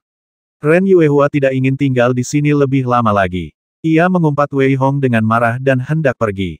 Lain kali aku melihatmu, aku akan membasmimu, teriak Wei Hong dengan amarah yang membara, niat membasmi yang dingin terpancar di matanya. Lain kali, aku akan membasmimu. Mata Wei Hong berkilat penuh niat membasmi. Tubuhnya perlahan tegak, tetapi kembali normal dalam sekejap. Ia menatap Ren Yuehua dengan acuh tak acuh dan berteriak dingin. Apa? Ren Yuehua, yang sudah berbalik, berhenti ketika mendengar kata-kata Wei Hong. Lalu, ia tertawa terbahak-bahak, seolah-olah mendengar lelucon lucu. Tawanya berlebihan. Tunggu sebentar, biarkan aku tertawa lagi. Haha, aku hampir mati tertawa. Ren Yuehua terengah-engah, seolah mendengar lelucon lucu, menunjuk Wei Hong dan tertawa. Sudah, tunggu sebentar. Ren Yuehua melebih-lebihkan, seolah-olah ia belum pernah mendengar lelucon sebagus itu seumur hidupnya. Setelah beberapa saat, ketika Ren Yuehua berhenti tertawa, tatapan mengejek terpancar di matanya denganmu, jangan pernah berpikir untuk bertemu lagi lain kali. Kuberi kau 10 tahun. Kau tetap sampah. Kau benar-benar berpikir kau jenius hanya karena tubuh dan jiwamu kuat. Kau hanya sampah. Pada titik ini, Ren Yuehua tampak masih belum puas dan berkata lagi juga, terima kasih atas leluconnya tadi. Haha, dasar bodoh. Ren Yuehua pergi sambil tertawa terbahak-bahak, dan beberapa prajurit di sekitarnya juga menggelengkan kepala sedikit setelah mendengar kata-kata Wei Hong. Prajurit yang lebih baik menganggap Wei Hong terlalu impulsif, sementara beberapa yang sudah tidak menyukai Wei Hong berpikir bahwa Wei Hong hanya mencari kematian karena kesombongannya. Aku akan membasmi Ren Yuehua saat kita bertemu lagi, kecuali dia bisa mencapai tingkat setengah langkah raja dalam sebulan. Dia agak beruntung karena Ren Yuehua akan pergi ke situs kuno dan baru akan kembali sebulan kemudian, jadi dia masih punya waktu sebulan. Haha, jangan bercanda, melewati tahap setengah langkah raja hanya dalam 1 bulan, ini benar-benar seperti yang dikatakan Ren Yuehua, lelucon yang sangat lucu. Semua orang di sekitar membicarakannya, tetapi Wei Hong tampak tenang, seolah-olah tidak mendengar apa-apa. Sebaliknya, ia bertanya kepada Cheng Wu dengan tenang, tidak ada tempat lagi di sini, apa yang harus kita lakukan? Jangan khawatir, ayo langsung ke rumah berikutnya. Ternyata para murid yang dilatih khusus di Gua Yunsan pada dasarnya menempati beberapa rumah.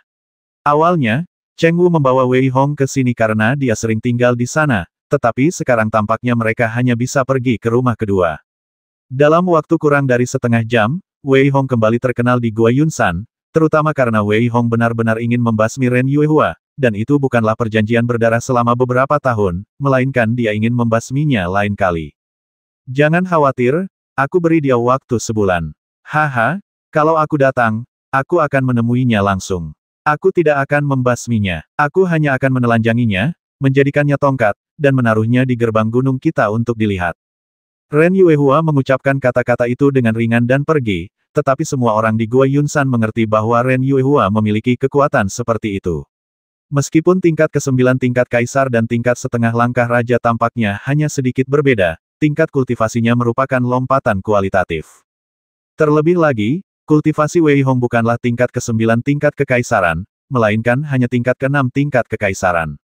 Namun, ini hanyalah lelucon di antara beberapa orang yang sok tahu. Adapun beberapa pendekar kuat dan pejabat tinggi Gua Yunsan, mereka sama sekali tidak menganggapnya serius. Itu hanya lelucon. Bahkan para petinggi Gua Yunsan, jika bukan karena Cheng Wu, mungkin tidak akan peduli dengan hal seperti itu. Semua orang mengira itu lelucon, tetapi Cheng Wu secara menangui buta mempercayai Wei Hong. Karena itu, melihat ekspresi Wei Hong yang bingung, ia tak kuasa menahan diri untuk membujuknya, Wei Hong, jangan khawatir. Aku akan meminta pil kepada guru dan aku pasti akan membantumu melewatinya.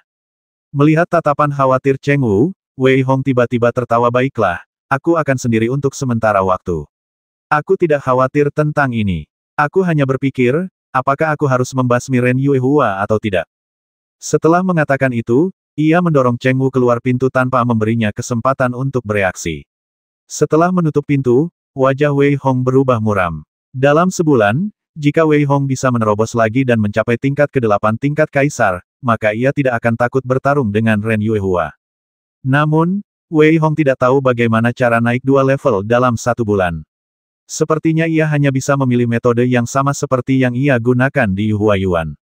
Memikirkan hal ini, Wei Hong tiba-tiba berdiri, membuka pintu, dan melihat Cheng Wu, yang masih berdiri di luar, dengan ekspresi yang sedikit santai.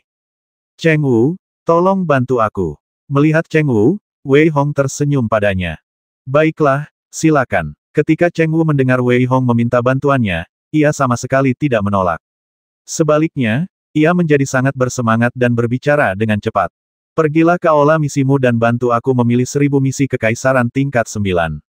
Melihat ekspresi Cheng Wu, Wei Hong pun tersenyum lembut dan berkata, lalu mengingatkannya lagi ini pasti tugas tersulitmu, Gua Yunsan, apalagi yang belum selesai selama ratusan tahun. Ah, Wei Hong, Apa yang ingin kau lakukan? Mendengar Wei Hong benar-benar menginginkan 1000 tugas, wajah Cheng Wu sedikit berubah dan ia bertanya dengan bingung. Tentu saja untuk menyelesaikan misi. Bukankah kau bilang begitu? Kalau kau ingin menjadi kultivator biasa di Gua Yunsanmu, kau harus menyelesaikan 3 tugas secara rutin setiap bulan. Aku harus menyingkirkan julukan bocah tampan itu. Haha, jangan banyak bertanya. Cepat pergi. Wei Hong tersenyum tipis. Ia tidak banyak bicara kepada Cheng Wu. Ia hanya mendesaknya untuk segera pergi. Cheng Wu tampaknya masih ingin membujuknya, tetapi Wei Hong langsung mendorong Cheng Wu dan menyuruhnya pergi dengan cepat. Setelah Cheng Wu pergi, Wei Hong menunjukkan senyum di matanya. Ia ingin menerobos, tetapi cara ortodoks tidak akan berhasil. Dalam hal ini, ia hanya bisa menemukan beberapa cara yang tidak ortodoks. Wah, cara aneh macam apa ini? Begini, berlatih antara hidup dan mati, dan menganggap kultivasi mereka sebagai milik sendiri. Banyak orang berpikir tubuh mereka akan meledak dan mati, dan banyak orang bahkan berpikir jika mereka mencampurnya, mereka akan tersesat. Tapi, kukatakan padamu, dengan Paman Dok di sini, ini sama sekali bukan masalah. Ketika Saibo mendengar gumaman Wei Hong, secercah rasa jijik terpancar di matanya, dan ia tertawa. Melihat ekspresi ambisius Seber, Wei Hong tidak senang. Ia mendengar bahwa Seber hampir meledak dan mati ketika pertama kali mempelajari seni bela diri. Namun, Wei Hong kini tidak punya jalan keluar. Apapun yang terjadi, aku harus membuat terobosan kali ini, bukan hanya karena Ren Yuehua. Jika aku bahkan tidak bisa melampaui Ren Yuehua, lupakan saja Bi Yun dari alam roh binatang. Wei Hong bergumam dengan tatapan dingin di matanya. Kurang dari setengah jam kemudian, Cheng Wu kembali. Namun, ketika Wei Hong melihat tugas yang diberikan Cheng Wu, ia tersenyum getir. Kawal karavan keluarga Zhao dari Yuncheng ke Pulau Naga Darah. Misi ini mengharuskan tingkat kultivasimu mencapai tingkat ke-6 Kaisar. Untuk berpartisipasi dalam kompetisi yang diadakan oleh keluarga Li, persyaratan tugasnya adalah mencapai tingkat ke-5 tingkat Kaisar. Temani Tuan Muda Wang mengikuti ujian. Misi ini mengharuskan tingkat kultivasimu mencapai tingkat ke-5 tingkat Kaisar. Melihat tugas-tugas itu, Wei Hong hanya bisa tersenyum getir, tak tahu harus berkata apa. Apalagi melihat raut wajah Cheng Wu yang khawatir, Wei Hong tak kuasa berkata sepatah kata pun. Ia hanya menarik napas dalam-dalam dan berkata, Cheng Wu, aku tahu kau melakukan ini demi kebaikanmu sendiri. Tapi jangan lupa, aku menguasai hukum ruang dan sedikit memahami hukum waktu. Jika aku menyelesaikan tugas ini, setidaknya nyawaku tak terancam, tapi itu bisa mengasah kemampuanku dan membuat terobosan yang lebih baik. Namun, kau membiarkanku memainkan tugas anak ini, kau bukannya membantuku, malah merugikanku. Setelah 1 bulan, aku sudah mengatakannya. Apakah menurutmu Ren Yuehua akan setuju jika aku tidak berpartisipasi atau menghindarinya, dan jika itu terjadi, apakah aku, Wei Hong, masih layak mendapatkan cintamu? Setelah mendengar apa yang dikatakan Wei Hong, Cheng Wu akhirnya tidak bisa berkata apa-apa lagi. Ia hanya khawatir dan bingung, jadi ia kembali ke aula misi. Setengah jam kemudian, melihat 1000 tugas di tangan Wei Hong, terutama tingkat kesulitan yang tertulis, Wei Hong terkekeh. Itu sedikit lebih menarik. Wei Hong tersenyum tipis, menatap Cheng Wu dan berkata, baiklah, aku akan kembali dalam 10 hari. Oh, aku ikut denganmu. Mendengar Wei Hong berkata bahwa ia akan segera pergi, Cheng Wu tak kuasa menahan rasa cemasnya. Ia dan Wei Hong baru saja menjadi sedikit dekat, dan sekarang Wei Hong akan pergi, yang tentu saja membuatnya enggan. Kau harus tetap di Gua Yunsan. Lagi pula, jika kau targetku, percayalah, jika aku, Wei Hong, bahkan tidak bisa membasmi Ren Yuehua, bagaimana mungkin aku layak untukmu? Wei Hong menggelengkan kepalanya pelan, mencium Cheng Wu dengan lembut, lalu pergi dengan tenang dan tegas. Melihat kepergian Wei Hong, mata Cheng Wu pun berbinar. Ren Yuehua, masalah ini belum selesai. Jika Wei Hong melihat ekspresi Cheng Wu saat ini, dia pasti akan terkejut. Dia selalu terbiasa dengan kelembutan Cheng Wu, tetapi dia tidak tahu bahwa karena Cheng Wu bisa disebut putri keras kepala di seluruh Gua Yunsan, bagaimana mungkin dia begitu mudah didekati. Hah, katamu si tampan itu benar-benar mengambil misi dan pergi begitu saja? Ren Yuehua, yang sedang berada di gunungnya sendiri, berkata dengan mata berbinar dan mengerutkan kening. Benar, lagi pula, dia sebenarnya menerima 1000 cerita, dan kakak senior Cheng Wu membantunya memilih semuanya, kata seorang prajurit yang sedikit lebih pendek dengan suara rendah dan sedikit hormat. Haha, mungkinkah semut ini benar-benar ingin menembus level kultivasi raja di saat kritis hidup dan mati? Itu hanya angan-angan.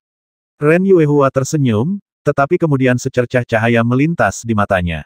Karena kalian harus menyelesaikan misinya, kalian pergi dan antar dia pergi. Haha, ingat, jangan buat dia lumpuh. Aku ingin menyiksanya lagi sebulan lagi, kata Ren Yuehua sambil tertawa. Hehe, jangan khawatir, saudaraku. Kami pasti akan memberitahu dia bahwa selalu ada orang yang lebih baik darimu, kata prajurit pendek itu dengan suara rendah, dengan niat membasmi yang tak terbendung di matanya. Jiang Jianshan, Kota Haotian, keluarga Jiang, tingkat ke-9 tingkat kaisar, niat pedangnya telah mencapai kesempurnaan agung. Saat bertarung dengan lawan, ia selalu menyerang dengan satu pedang. Jika pedangnya meleset, ia akan mundur diam-diam. Namun, di antara rekan selevelnya, tak seorang pun dapat menghentikannya. Tugas pertama ini memperkenalkan karakter Jiang Jianshan secara singkat, tetapi sebuah catatan kecil di akhir membuat Wei Hong mengerti bahwa Jiang Jianshan berasal dari Gua Yunsan. Namun, 3 tahun yang lalu, Jiang Jianshan telah membelot ke Pulau Naga Darah, dan diam-diam menyerang banyak prajurit dari Gua Yunsan di seluruh kota Haotian. Justru karena inilah Gua Yunsan ingin membasmi Jiang Jianshan. Namun, selama 3 tahun terakhir, setiap kali seorang prajurit dikirim ke kota Haotian, mereka pada dasarnya tidak pernah kembali. Lagi pula, 3 kekuatan besar memiliki peraturan yang jelas bahwa prajurit dengan kultivasi tingkat raja tidak boleh membasmi prajurit dengan kultivasi di bawah tingkat raja. Kalau tidak, Jiang Jianshan tidak akan hidup sampai hari ini. Kota Haotian terletak di utara Yuncheng. Dengan kecepatan Wei Hong, 1 hari sudah cukup. Ketika Wei Hong sudah jauh dari Yuncheng, ia melihat beberapa sosok berdiri di depannya. Salah satu pria pendek itu memasang tatapan mengejek. Ia menatap Wei Hong di depannya dan mencibir, "Aku tahu kau akan lewat sini." 1 prajurit tingkat 9 setingkat kaisar, dan 3 prajurit tingkat 8 setingkat kaisar. Melihat orang-orang ini, Wei Hong menggelengkan kepalanya sedikit. Ia tentu saja mengerti siapa yang mengirim keempat idiot ini, jadi ia terlalu malas untuk bicara omong kosong dan berkata dengan dingin, "Aku tidak ingin membasmimu, segera pergi dari sini." Wei Hong tidak ingin mempersulit Cheng Wu, jadi wajar saja kalau ia tidak bisa membasmi orang-orang dari Gua Yunsan. Jadi, ia hanya akan mengusir lalat-lalat ini dengan mudah. Setelah mendengar kata-kata Wei Hong, pria pendek itu tertawa, "Nak, kau pikir kau siapa? Aku hanya memberimu pelajaran hari ini atas nama kakak senior Ren. Jangan khawatir, jangan takut, kau diserahkan pada kakak senior Ren, kami tidak akan membasmimu." Zhu Cheng, aku pergi dulu. Hehe, aku ingin lihat apa yang membuat anak ini begitu sombong. Saat lelaki pendek itu selesai berbicara, seorang lelaki dengan ekspresi agak garang melangkah maju dan menyeringai, seolah-olah sedang menatap mangsa. "Haha, oke, tapi, Ali, main saja dengannya dan jangan basmi dia. Lagi pula, kakak senior Ren sudah menunggu untuk menghadapinya secara langsung." Pria pendek bernama Zhu Cheng itu tertawa dan menatap Wei Hong dengan jenaka. "Jangan khawatir, aku hanya meregangkan ototku." Ali melambaikan tangannya sedikit, menatap Wei Hong, dan berkata sambil mencibir, "Nak, biarkan kakekmu Ali bersenang-senang denganmu hari ini." Ali menatap Wei Hong di depannya dan tertawa. Cahaya dingin berkilat di matanya, dan sebuah gunting besar muncul di tangannya. Retakan, Ali dengan lembut menarikan guntingnya, menimbulkan suara-suara mengerikan, seolah seluruh ruangan seakan meledak dengan putaran yang begitu lembut. Kemudian, tatapan tajam terpancar di mata Ali, dan ia melangkah maju, memotong langsung ke arah Wei Hong.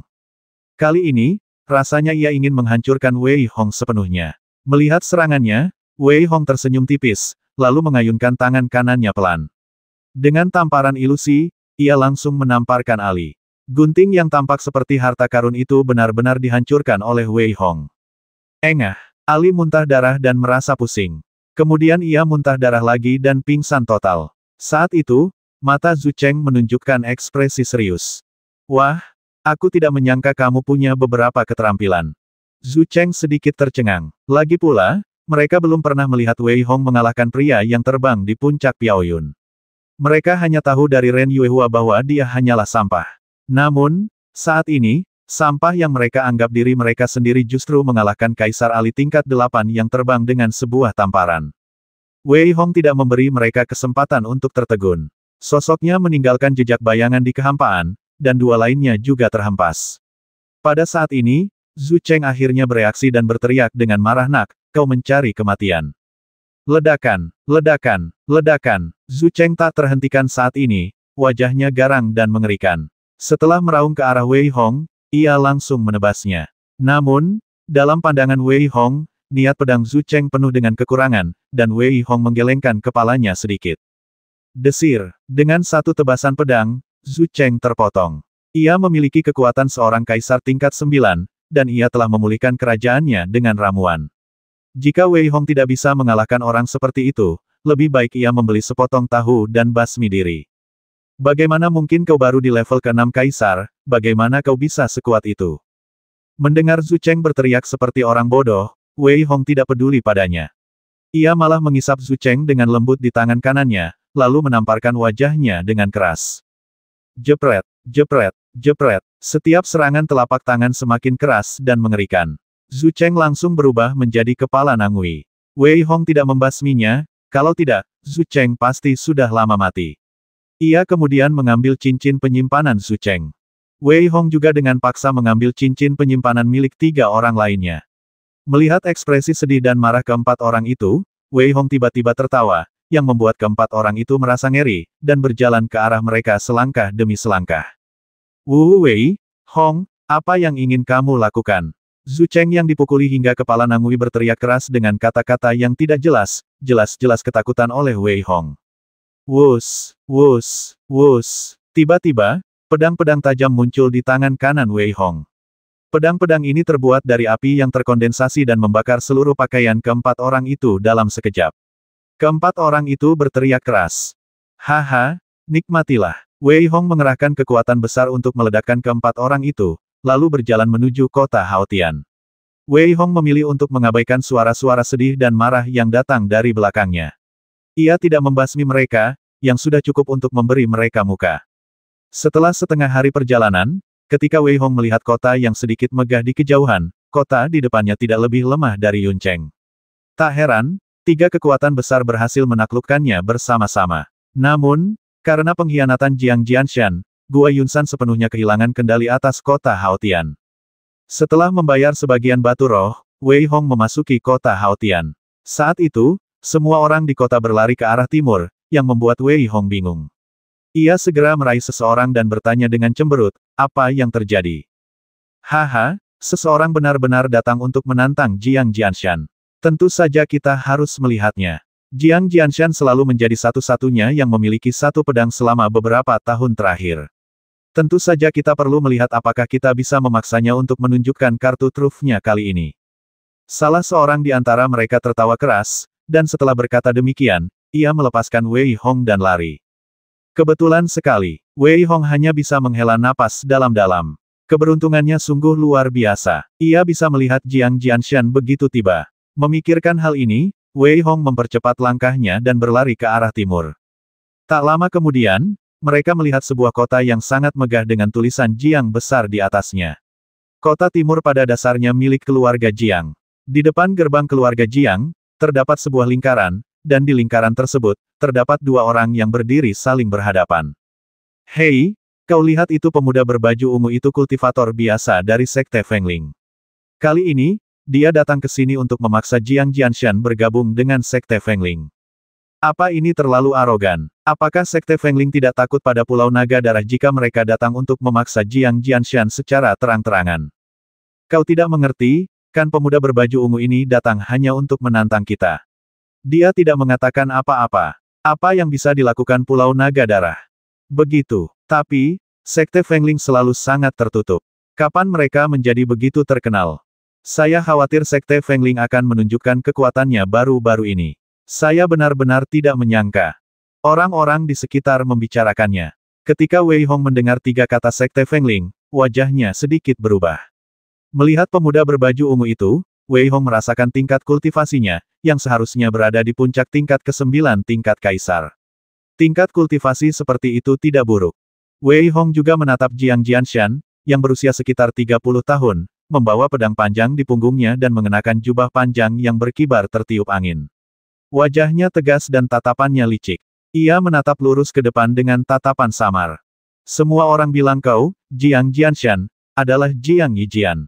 Hari ini, izinkan aku, Feng Wuchen, belajar darimu. Pemuda berbaju ungu itu berteriak dengan suara berat, tatapannya dingin. Jiang Jianshan tahu betapa sakit hatinya. Ia telah menyinggung Gua Yunsan. Jika ia menyinggung Sekte Fengling lagi, Pulau Naga Darah mungkin tidak akan bisa melindunginya. Karena itu, Jiang Jianshan tidak mungkin berniat membasmi. Dasar bodoh. Kau benar-benar ingin aku menyerah dan kita bisa bicara diam-diam. Tapi sekarang kau malah mengetuk pintuku. Apa-apaan ini? Jiang Jianshan hampir mengumpat dalam hatinya, dan Feng Wuchen tampaknya bisa merasakan pikiran Jiang Jianshan. Senyum sinis muncul di sudut mulutnya, dan matanya penuh ejekan. Ia tidak berkata apa-apa lagi, tetapi perlahan mengangkat pedangnya. Seluruh langit seolah berguncang oleh pedang ini. Desir, desir, desir. Feng Wuchen tiba-tiba mengayunkan pedangnya, dan seluruh pedang itu tampak mengayunkan ribuan pedang sekaligus. Ribuan cahaya pedang ditebas, dan seluruh arena tampak tersapu. Engah, engah, engah. Ruang itu sepenuhnya tertembus, ruang yang tak terhitung jumlahnya tertembus, membangkitkan niat pedang, dan setelah melakukan gerakan ini, ekspresi Feng Wuchen sedikit pucat, tetapi ada lebih banyak senyuman di wajahnya. Jiang Yijian, kulihat kali ini, kau bahkan tidak sempat menggunakan ilmu pedangmu, bagaimana kau bisa menang? Feng Wuchen mendengus dingin, dengan sedikit ejekan di matanya. Kemudian, wajah Feng Wuchen berubah drastis, karena dari gelombang pedang itu, cahaya pedang yang mengerikan diam-diam terbelah, menyilaukan dan sangat tajam. Feng Wuchen langsung terbungkus sebelum ia sempat merasakan apapun. Engah, cahaya pedang yang menyilaukan menerangi seluruh langit di atas kota timur. Niat pedang yang tajam menghancurkan kehampaan. Cahaya pedang yang menyilaukan membuat semua orang tanpa sadar menutup mata. Ketika mereka membuka mata lagi, mereka melihat Feng Wuchen menyemburkan darah dan terhempas. Terima kasih. Jiang Jianshan menghela napas lega. Selama Feng Wuchen tidak terbasmi, semuanya baik-baik saja. Feng Wuchen, yang jatuh ke tanah, tampak menyedihkan dengan banyak bekas pedang di sekujur tubuhnya. Ia ingin mengatakan sesuatu, tetapi ia malah menyemburkan seteguk darah lagi. Ia menatap Jiang Jianshan dengan ekspresi dingin dan galak, lalu bergegas pergi. Serangan pedang lagi. Kultivasi Jiang Jianshan mungkin sudah mencapai ambang batas setengah langkah raja. 5 tahun yang lalu, Jiang Jianshan sudah mencapai tingkat ke-9 alam kaisar. Setelah 5 tahun, bahkan seekor Nangui pun seharusnya sudah memahaminya, belum lagi Jiang Jianshan juga sangat berbakat. Bagi pendekar pedang dan pendekar pisau, terutama yang memiliki kemampuan pedang dan pisau yang lebih kuat, akan lebih sulit bagi mereka untuk menembus batas. Kemampuan pedang Jiang Jianshan tak tertandingi di dunia, jadi akan lebih sulit baginya untuk menembus batas. Jangankan 5 tahun, bahkan 10 tahun, jika dia bisa menembus batas raja, maka jalan kultivasinya akan mulus. Setelah Jiang Jianshan pergi, beberapa orang mulai berdiskusi dengan tenang. Wei Hong juga menggelengkan kepalanya sedikit. Pantas saja misi Jiang Jianshan tergolong tingkat kesulitan menengah. Namun, Wei Hong tidak terlalu tertekan. Ia hanya memikirkan bagaimana caranya agar tidak menarik perhatian Pulau Naga Darah. Wei Hong tidak terburu-buru. Ia tetap di penginapan, menghela napas panjang, dan mengeluarkan 2 bom peledak langit dengan mata berbinar. Wei Hong tidak menyangka bom peledak langit itu bisa langsung membasmi Jiang Jianshan. Jika meleset, mungkin akan ada masalah nanti. Ledakan. Terdengar suara keras. Ternyata keempat gerbang kota Haotian telah ditutup. Malam harinya, keempat gerbang kota Haotian ditutup. Bersamaan dengan itu, formasi pertahanan kota juga dibuka. Orang-orang diizinkan masuk tetapi tidak boleh keluar. Saat malam tiba, Wei Hong langsung menghilang ke dalam ruangan. Feng Wuchen, apa maksud Sekte Fenglingmu? Aku sudah mengampuni nyawamu seharian ini. Apa kau pikir aku tidak berani berbuat apa-apa terhadap murid-murid Sekte Fenglingmu? Di dalam ruangan, Jiang Jianshan menatap Feng Wuchen di depannya yang tampak seolah-olah tidak terjadi apa-apa, dan ekspresinya sedikit marah dan dingin, dan dia berteriak dengan suara rendah. Haha, Tuan Jiang, tolong tenang dulu. Apa yang terjadi pagi ini hanya sandiwara. Kami tidak membutuhkanmu untuk bergabung dengan Sekte Fengling kami sekarang. Feng Wuchen tersenyum tanpa amarah di matanya dan berkata dengan tenang. Apa menatap Feng Wuchen di depannya, betapapun cerdiknya Jiang Jianshan, dia tertegun saat ini dan berkata dengan suara lirih. Artinya sangat sederhana. Kami di Sekte Fengling tidak membutuhkanmu untuk menyerah kepada kami sekarang. Kau masih bisa menjadi penguasa kota timur dan patriark keluarga Jiang dengan aman. Namun, kami hanya berharap ketika Pulau Naga Darah akan dihancurkan, kau akan tunduk pada Sekte Fengling kami. Aku yang akan memutuskan. Mulai sekarang, kota Haotian hanya akan memiliki keluarga Jiangmu. Feng Wuchen masih acuh tak acuh, seolah-olah pendekar pedang yang arogan dan mendominasi di siang hari hanyalah penyamaran. Ia menatap Jiang Jianshan dan berkata dengan suara rendah. Apa? Mendengar kata-kata Feng Wuchen, Jiang Jianshan kehilangan suaranya, dengan kengerian terpancar di matanya. Pulau Naga Darah, Sekte Fengling, dan Gua Yunsan adalah tiga kekuatan yang bisa dikatakan tidak dapat berbuat apa-apa satu sama lain. Namun, Feng Wuchen sekarang benar-benar mengatakan bahwa ia ingin menghancurkan Pulau Naga Darah. Jika ia tidak mengalami keterbelakangan mental, maka itu berarti Sekte Fengling mereka sepenuhnya percaya diri. Bagaimanapun Jiang Jianshan memandangnya, dia tidak menganggap Feng Wuchen bodoh. Karena itu, jika Feng Wuchen mengatakan ini, Sekte Fengling seharusnya sepenuhnya yakin. Tapi, bagaimana mungkin? Haha, wajar saja kalau Tuan Kota Jiang tidak percaya sekarang. Aku hanya ingin memberitahumu bahwa setelah 3 bulan, apalagi Pulau Naga Darah, bahkan Gua Yunsan pun tidak akan ada lagi. Saat itu, Tuan Kota Jiang bisa membuat pilihan lain. Namun, saat itu, Tuan Kota Jiang, kau harus mempertimbangkannya dengan matang. Kita di Sekte Fengling tidak ingin menjadi musuh seseorang seperti Tuan Kota Jiang yang tahu zaman. Feng Wuchen menatap Jiang Jianshan sambil berpikir, lalu menjatuhkan bom lagi. Bagaimana mungkin pada saat ini, Jiang Jianshan mengira Feng Wuchen gila dan menatapnya dengan tak percaya. Haha, entah mungkin atau tidak, kita akan tahu nanti. Yah, aku sudah mengatakan semua yang seharusnya kukatakan. Setelah 3 bulan, kita akan tahu nanti. Feng Wuchen tertawa, dengan mata bangga, lalu berdiri sambil tertawa. Kalau begitu, Tuan Kota Jiang, saya pamit dulu. Anda masih punya waktu 3 bulan untuk memikirkan masa depan diri Anda dan keluarga Jiang. Feng Wuchen menatap Jiang Jianshan yang masih linglung, dengan kilatan sarkasme di matanya. Saat Jiang Jianshan bereaksi, Feng Wuchen sudah pergi. Jiang Jianshan merasa sangat lemah, seolah-olah lumpuh. Ia bergumam, bagaimana ini mungkin. Dibandingkan dengan kebingungan Jiang Jianshan, Feng Wuchen tampak sangat santai. Ia pergi melalui pintu belakang rumah keluarga Jiang. Namun, ia tidak masuk ke dalam kota, melainkan menuju kota barat yang agak terpencil dan bobrok. Setelah berbelok beberapa kali, Feng Wuchen berhenti, tersadar, lalu berkata sambil tersenyum tipis, teman, kamu sudah mengikutiku begitu lama, keluarlah, aku lelah meskipun kamu tidak. Kau masih belum keluar kalau orang lain tahu tempat persembunyianmu, mungkin saja mereka tidak akan bisa mendeteksinya. Tapi, meskipun kultivasiku berada di tingkat ke-9 kaisar, kekuatan jiwaku sudah mencapai setengah langkah raja. Menurutku, kau bersembunyi di kegelapan itu lelucon belaka. Apa setelah bicara panjang lebar, kau masih belum mau keluar?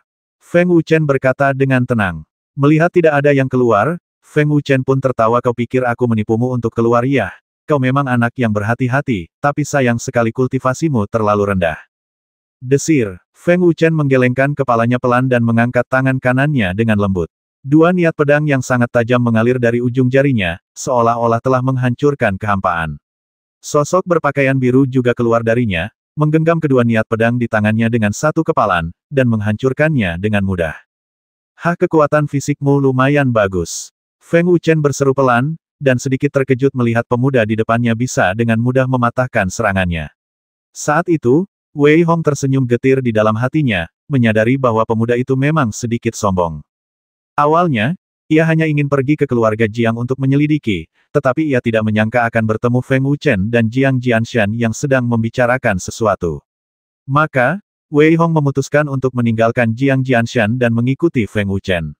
Ia ingin melihat trik apa yang dimiliki Sekte Fengling. Namun, ia tak menyangka akan ketahuan oleh Feng Wuchen. Meski terkejut, ia tak panik. Ia begitu tenang hingga Feng Wuchen pun terkejut. Ia tersenyum dan berkata, katakan padaku, dari pihak mana kau berasal, Pulau Naga Darah atau Gua Yunsan? Aku hanya lewat. Wei Hong menggelengkan kepalanya sedikit dan berkata dengan sangat serius. Lewat, haha, bagus sekali. Karena kau tak mau bicara lagi, biar aku sendiri yang mengambil ingatanmu. Feng Wuchen menggelengkan kepala dan tertawa setelah mendengar kata-kata Wei Hong, tetapi begitu selesai berbicara, ia langsung meraih Wei Hong. Ruang di sekitarnya tampak membeku. Tangan besar itu menggenggam Wei Hong dengan ringan. Menghadapi serangan Feng Wuchen, Wei Hong mencibir dan tidak menghindar. Ia hanya meninjunya. Ledakan, tabrakan dahsyat itu benar-benar menghancurkan ruang di sekitarnya, dan telapak tangan Feng Wuchen yang terkondensasi oleh energi sejati langsung dihancurkan oleh Wei Hong. Wei Hong tidak bergerak sama sekali. Kali ini, wajah Feng Wuchen semakin menunjukkan keterkejutan. Aku meremehkanmu. Feng Wuchen menggelengkan kepalanya sedikit, dan dengan ayunan tangan kanannya yang kuat, sebuah pedang panjang muncul di tangannya. Auranya berubah total, dan ia menatap Wei Hong sambil tersenyum tipis. Kau bisa membiarkanku menggunakan pedang itu. Dengan kultivasi tingkat kaisar tingkat 6-mu, kau seharusnya bangga pada dirimu sendiri. Desir. Begitu ia selesai berbicara, Wei Hong diselimuti oleh langit yang dipenuhi cahaya pedang, dan setelah menghunus pedang, Feng Wuchen menyimpan pedangnya. Meskipun Jiang Jianshan mampu mematahkan serangannya dengan satu pedang, di antara mereka yang selevel, Feng Wuchen masih tak terkalahkan. Ledakan. Selanjutnya, Feng Wuchen tampak sedikit tertegun. Ia melihat bahwa akibat benturan keras itu, cahaya pedang yang tak terhitung jumlahnya dengan mudah hancur, dan sesosok tubuh bergegas keluar dengan sedikit malu. Pada saat yang sama, dua manik-manik dilemparkan ke arahnya. Feng Wuchen melambaikan tangannya tanpa berpikir, mencoba menjatuhkan senjata tersembunyi itu. Namun, ia salah perhitungan, dan saat senjata itu bersendewa dengan kedua manik itu, senjata itu meledak. Ledakan, ledakan, ledakan. Terjadi ledakan dahsyat, dan area di sekitar jalan setapak itu seakan rata dengan tanah dalam sekejap.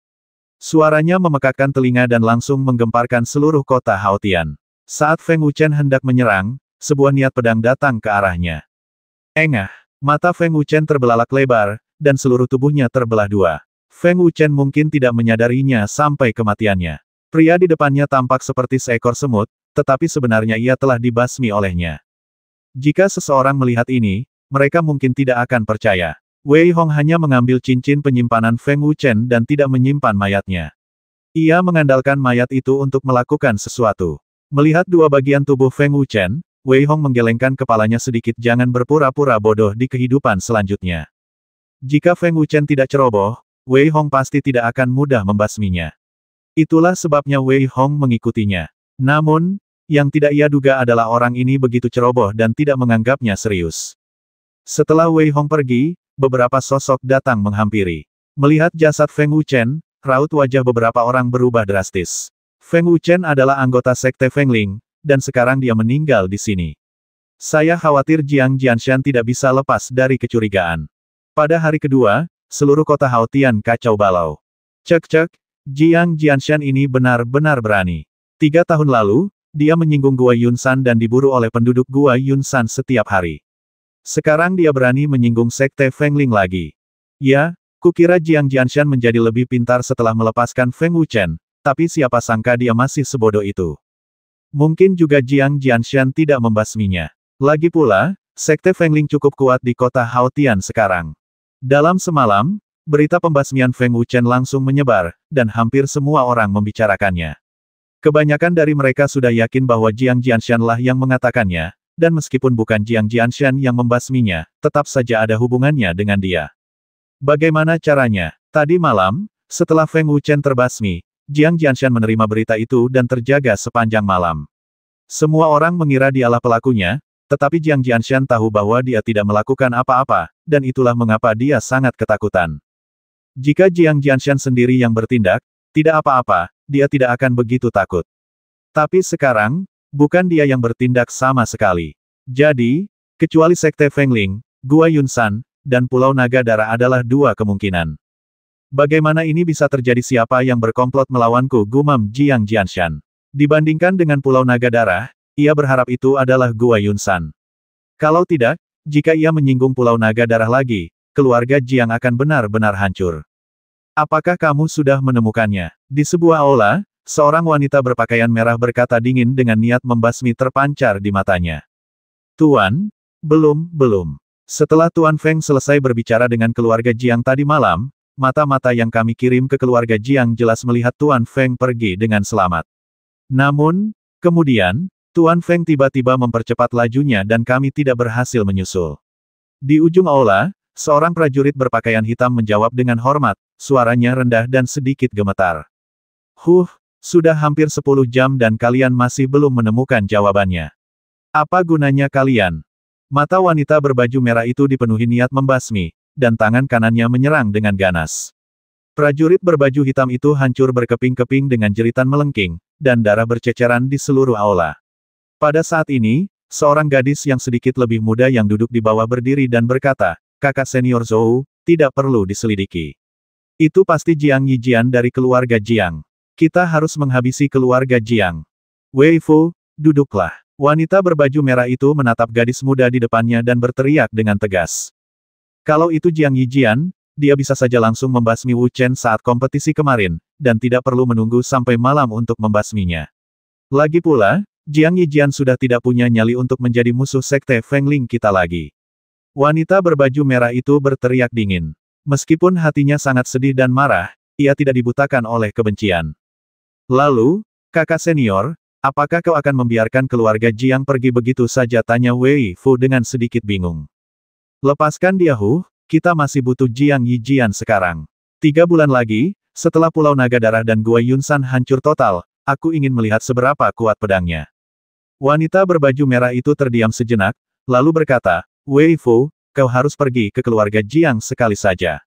Sekalipun kau tidak bisa memindahkannya untuk sementara waktu, kau harus membuatnya berdarah.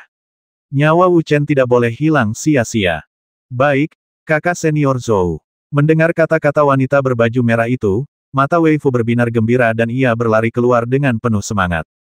"Baiklah, kalian semua, periksa untukku, satu persatu, periksa apakah ada orang asing yang datang ke seluruh kota Haotian baru-baru ini.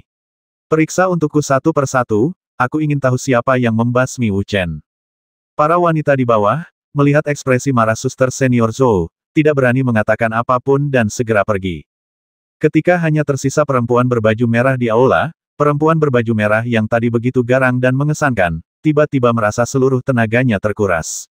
Ia terduduk di kursi dengan keras, matanya sayu dan air mata mengalir tanpa suara. "Wu Chen, jangan khawatir. Siapapun yang membasmimu, aku akan menemukannya. Aku tidak akan membasminya. Jangan khawatir, aku akan mengukir 10 pisau di tubuhnya setiap hari selama 3 tahun, lalu aku akan datang mencarimu." Wanita berbaju merah bergumam, kalau ada orang di sini, mereka pasti akan ketakutan setengah mati mendengar kata-katanya. Seluruh aula dipenuhi aura pembasmi.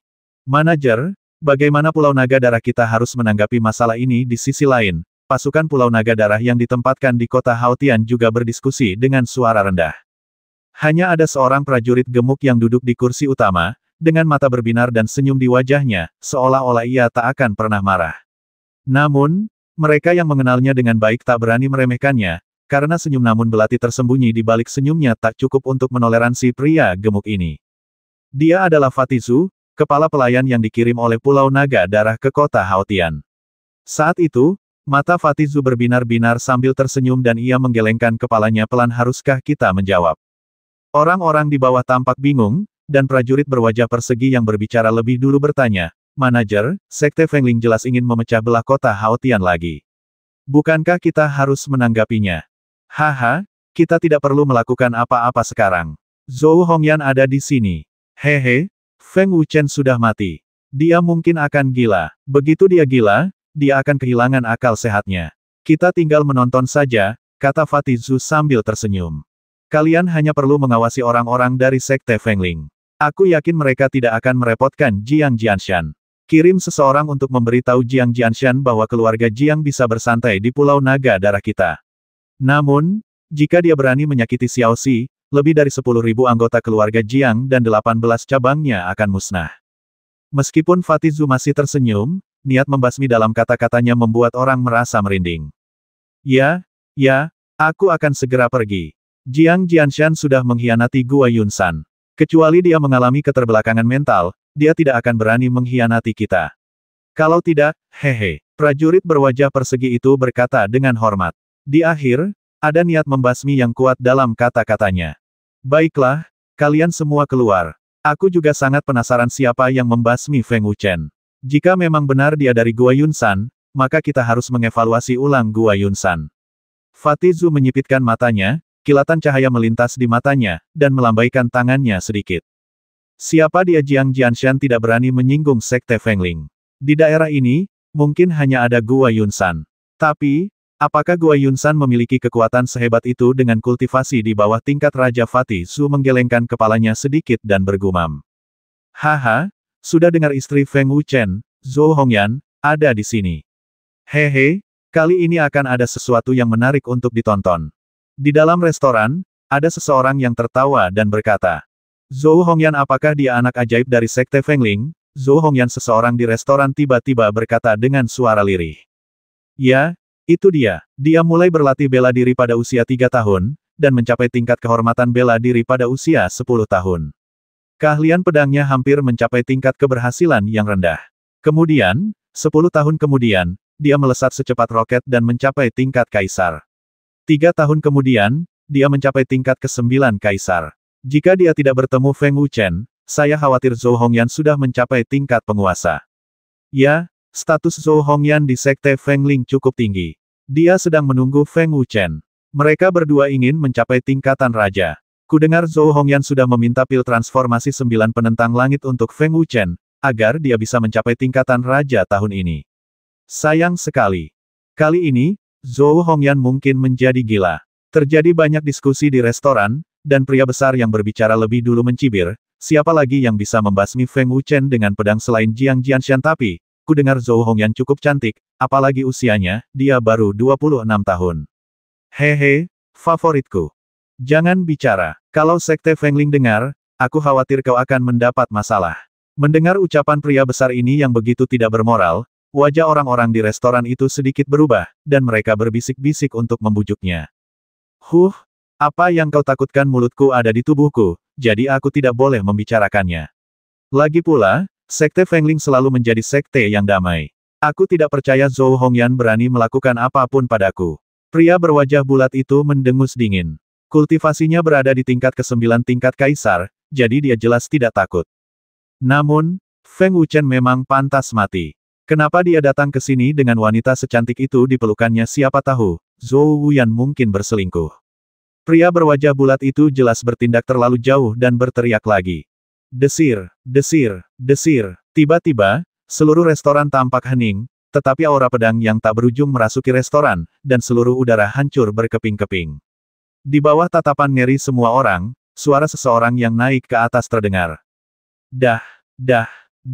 Suara berirama terdengar pelan, lalu semua orang melihat seorang perempuan berpakaian sipil berjalan ke lantai 2. Ia sedang berduka, dengan mata sayu dan sedih, seolah tenggelam dalam dunianya sendiri. Yang paling mengejutkan adalah rambutnya seputih salju, dan ia dikelilingi oleh aura pedang yang tak berujung. Tak seorang pun berani menatapnya, karena begitu mereka menatapnya, mereka akan merasa seolah-olah mata mereka ditusuk oleh cahaya pedang. Ya ampun, itu Zhou Hongyan. Kok bisa? Bukankah penampilannya seperti ini saat masuk kota hari ini? Rambutnya langsung memutih. Zhou Hongyan ini benar-benar orang yang sedang jatuh cinta. Tapi kenapa dia datang ke sini? Mungkinkah dia mendengar apa yang dikatakan pria berwajah bulat itu? Beberapa orang di restoran itu menatap Zhou Hongyan dengan tatapan ngeri dan berkata dengan suara lirih. Namun, Zhou Hongyan jelas mengabaikan keterkejutan orang lain, dan berjalan menuju pria berwajah bulat itu selangkah demi selangkah. Setiap langkah tampaknya memberi tekanan besar pada pria berwajah bulat itu, dan pria berwajah bulat itu juga panik saat ini. Kau, apa yang ingin kau lakukan? Aku tidak menyinggungmu. Pria berwajah bulat itu tergagap. 910.